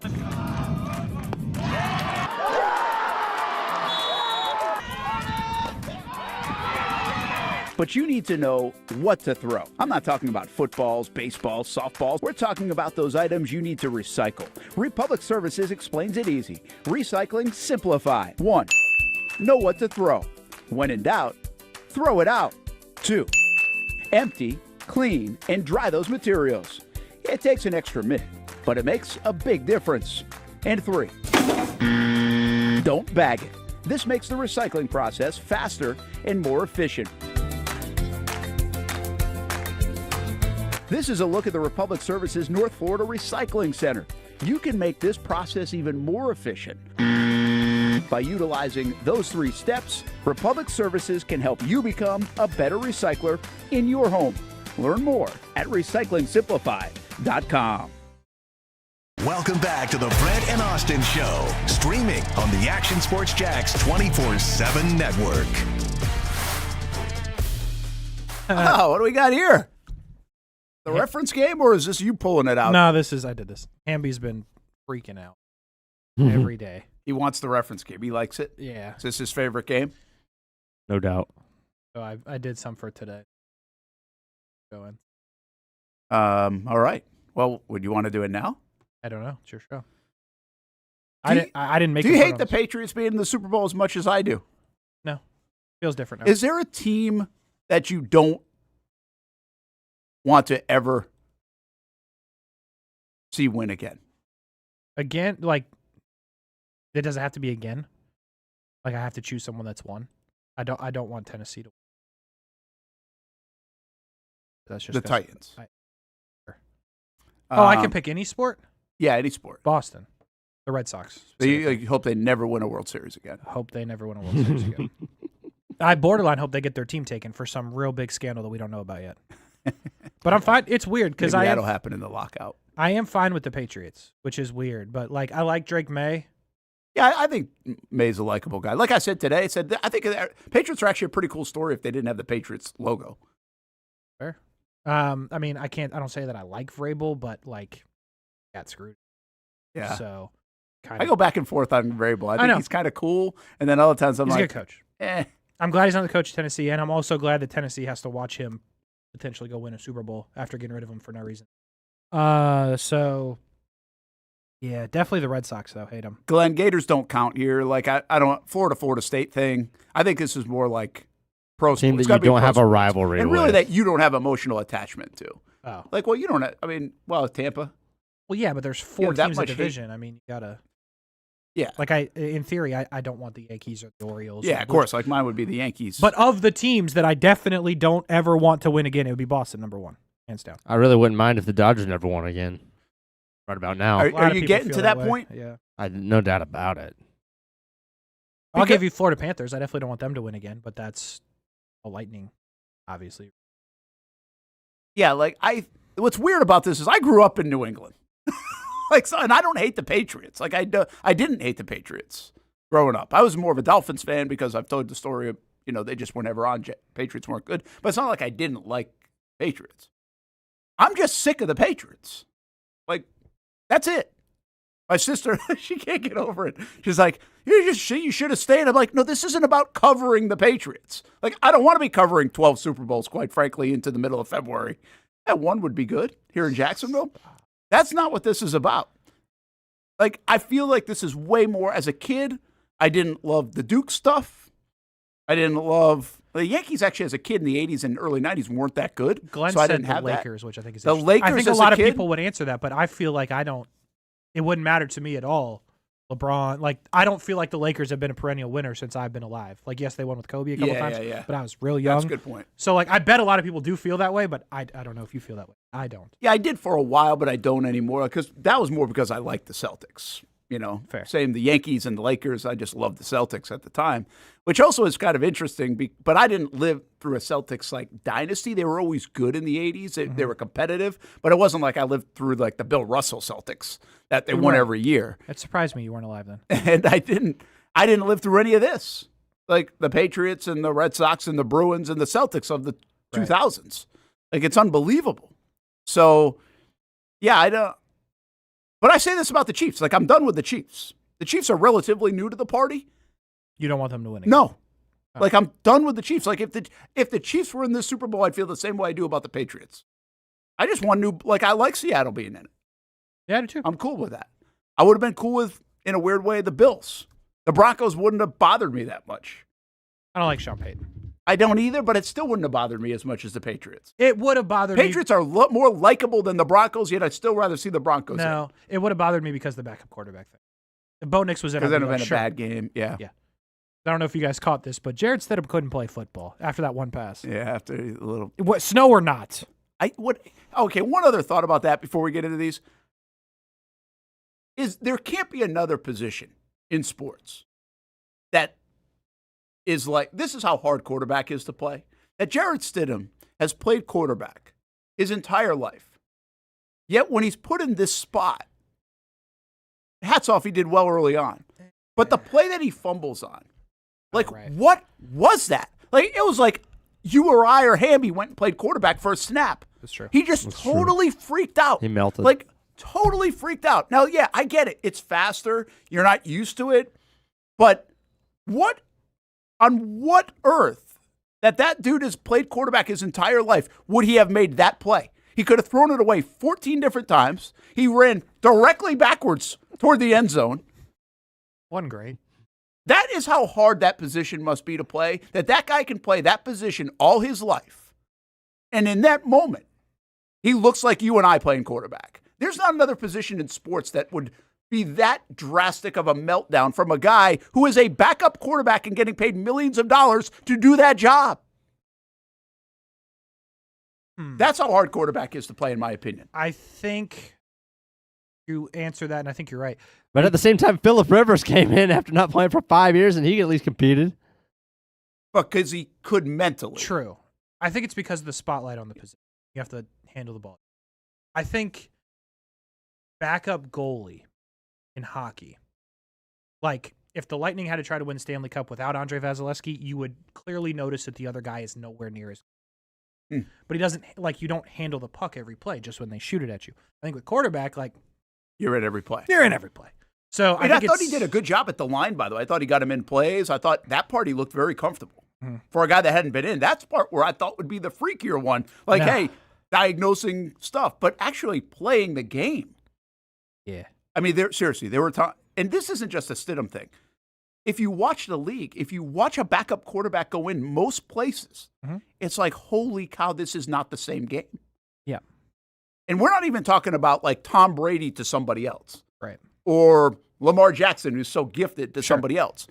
When you watch, with all due respect, if you watched here in Jacksonville, Trevor Lawrence go to Nick Mullins, and you watched it in a game, it would look so different.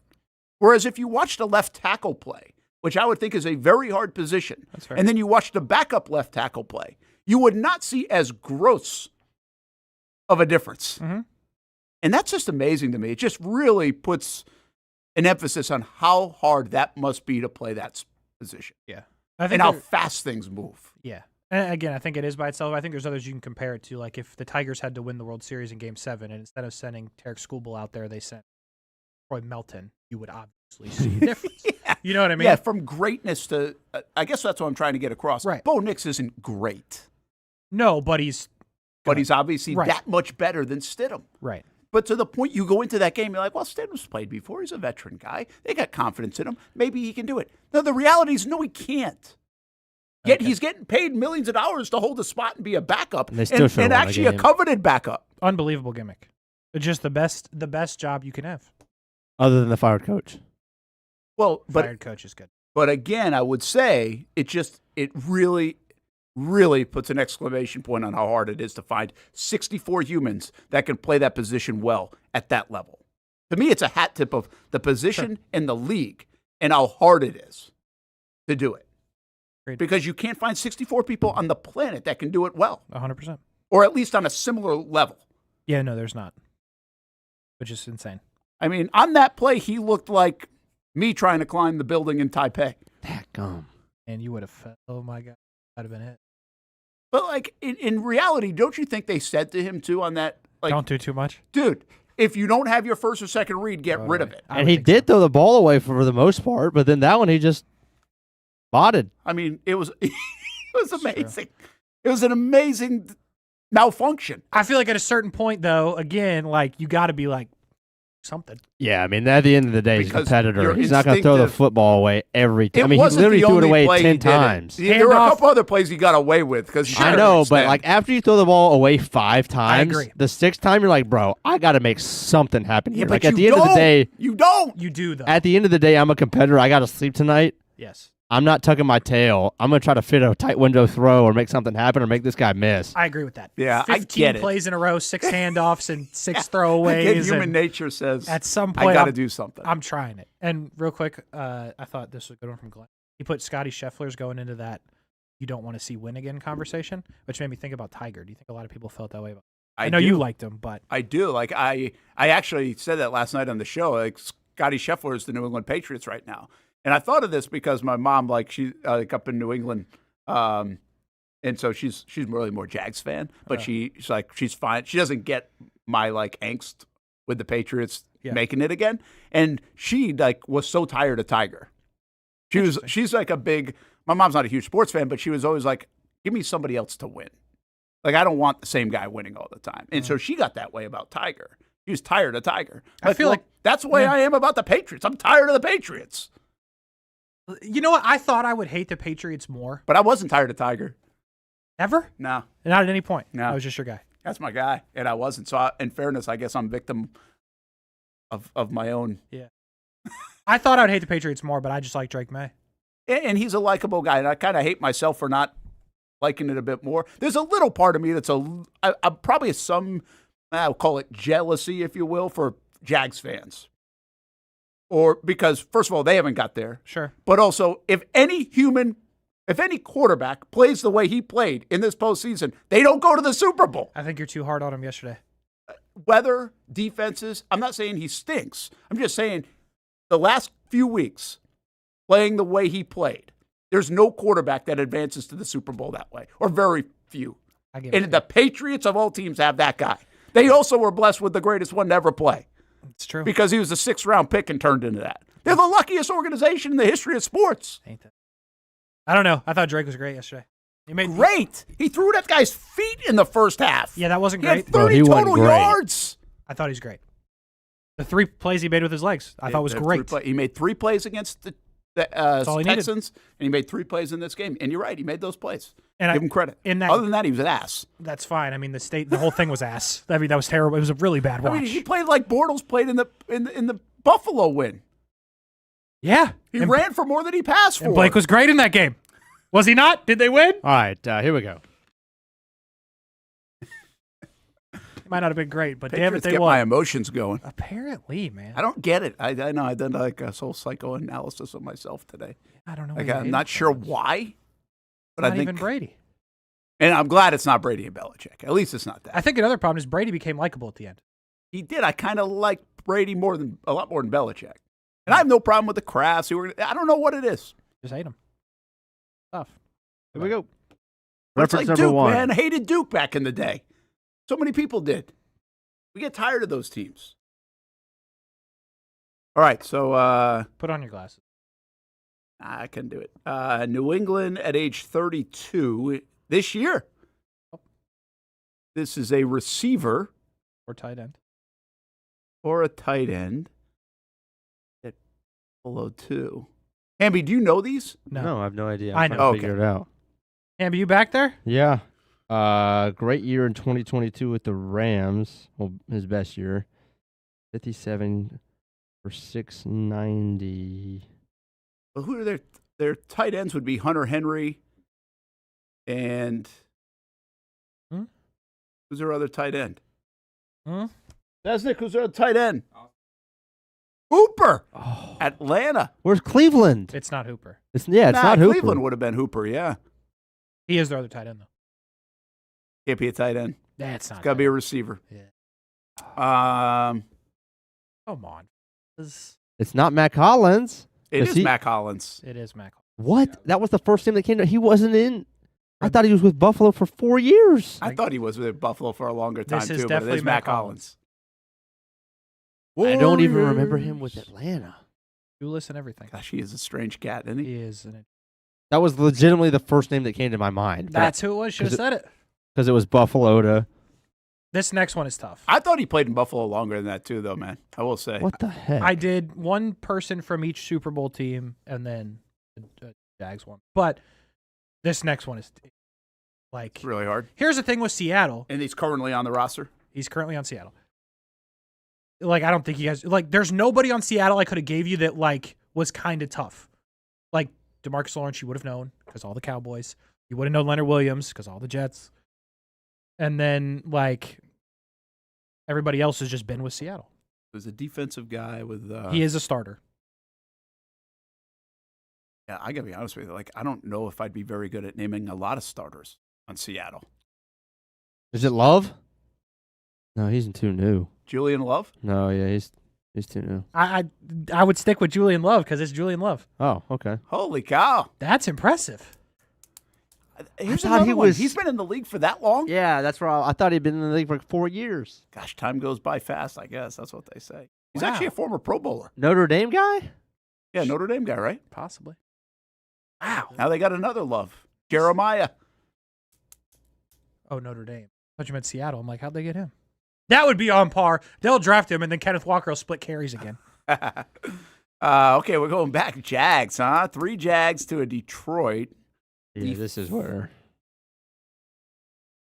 Guys. You can't guys. This Austen Lane? Oh, it's Austin. Yes, sir. Yep. It's interesting they have Detroit. So Kansas City, we always talk about Kansas City because we went to Kansas City next, but he obviously didn't make the active roster. But it's funny that they put him down. I thought Detroit was the one where he just stopped in the preseason. But he ended up doing preseason Kansas City, preseason Chicago. Yeah. And then the 2 games in Detroit. I also thought he had 3.5 sacks. It was only 3. Huh. I've been giving him an extra half. Let him have it. He probably earned it. That was good. I thought I could sneak Would up. you have ever got that? Did you know where No, I think I would have got it. you would have eventually got it? Oh, we got Baseball. another one. There's 3 baseball if we can get to it. Probably not, but we'll hold them over for tomorrow. We got about a minute, so let's just do this one. All right, Oakland in 15, Arizona, Boston 12. Holy cow, this guy played for a lot of teams. The Marlins, did they win a World Series with him? He did win a World Run guys. He would have won a World Series in 2010 with the Giants. That is correct. 2000. Rated. It's not Ishikawa. Doesn't hit home. I mean, it's like a second baseman or a catcher.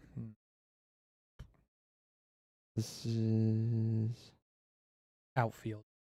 Outfielder with these numbers? And he hung around this long? I thought their outfield in 2010 was Pence, Gregor Blanco, Pat Burrell. It's not Pat Burrell. Oh! Burrell played even Philly. longer than this, I think. Yeah.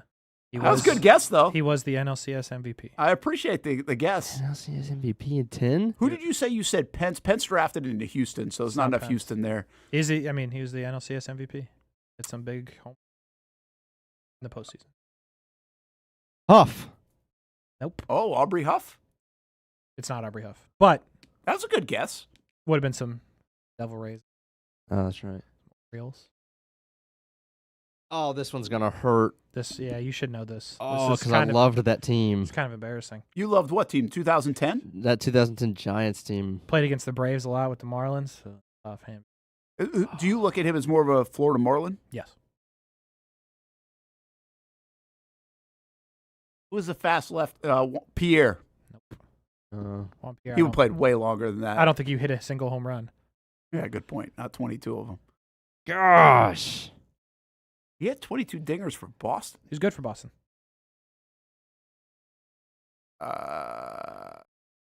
Isn't like a. No, he wasn't ever with the Giants. Calling it? I mean, already over. You so I named think like it's the a- whole outfield for the Giants, right? Yeah, but that might have not been 2010. Yeah, because they won in 2010, This one's gonna 2012, hurt 2014. bad. Short name. Both first and last name, 4 letters. Really? Yeah. Good golfer. Plays in a lot of the celebrity tournaments. Well, let me rephrase. I don't know. What, left or center? Or right? What about right? It is definitely a corner. I was not saying. I'm not going to get it. Who is it? Cody Ross. Oh, gosh. I'd never get it. Diamondbacks I would never right get it. after. That one. So he plays in celebrity golf? Yeah, him and Millar buddies. Really? Gosh, I wouldn't have got it. I'm doing these You last coulda got two because that? I'm going to get them quick. All right. We're already over. All right, whatever. We'll go over. Already. All right, here's the second one. Oh, here we go. Braves. Phil. Oh, okay, that's Wow, right. long time Brave. This is for Hamby. Diamondbacks. You can try though if you. 2006 to 2019, does that say? Yes, sir. Home runs, we're talking. Decent player. Martin Prado. Yes, sir. Yeah, that's why I'm number 14. Stop it. That's why I was a big. Yeah, I loved Prado. Loved him. Only one. Mid? No, I'm not. Real There's nice. He's a nice guy. He's an awesome guy. Last one. This one's easy. 79. This one's gonna be Brent. I think there's a scenario you've heard of him, Hamby. He's good. I mean, David Wells. no. 84, 79 to 94. Didn't you watch the Red Sox in the 90s? I did. 92 with Atlanta. That's right. It was Atlanta. I didn't expect you to. All-star with Montreal And Boston. and Minnesota as well. Minnesota. He's good. I mean, you're gonna know the name. It's not like a. Yeah, gosh, I have two names in my mind that I can't think of their names, and I don't know if it's right.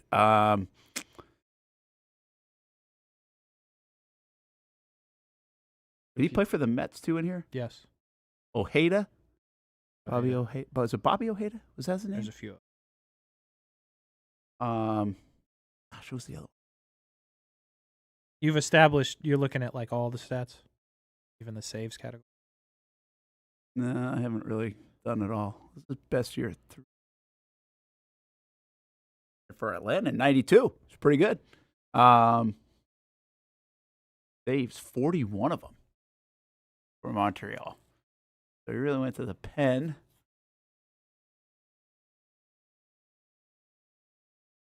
Early 90s save guy.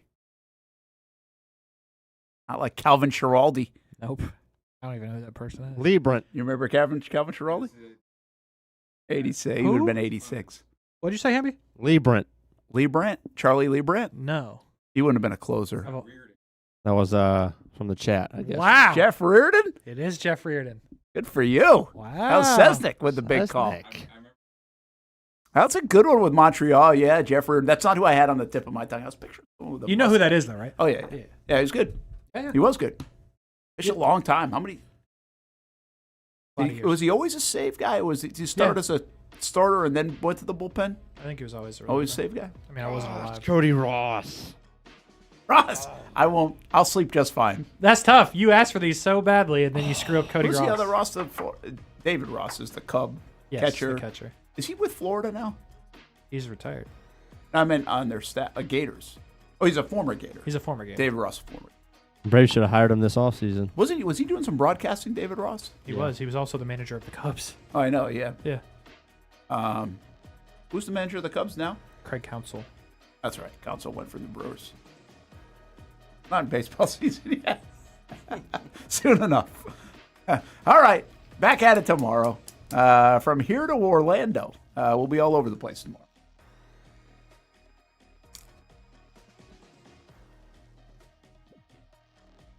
If you don't see a pit, it ain't legit. When you hear that, you think Bono's Pit Barbecue, a staple in Northeast Florida now for 75 years. A place that feels like home with friendly service, a meeting place for friends, family, or business occasions. On the menu, the corn nuggets are a favorite in our house, but there's something for everyone. Sandwiches, platters, salads, sides, desserts, and family feasts. You see Bono's all over the place in Northeast Florida. You know, there are almost 20 locations in the Jacksonville area now, so stop on by, sit down, and dine in with Bono's.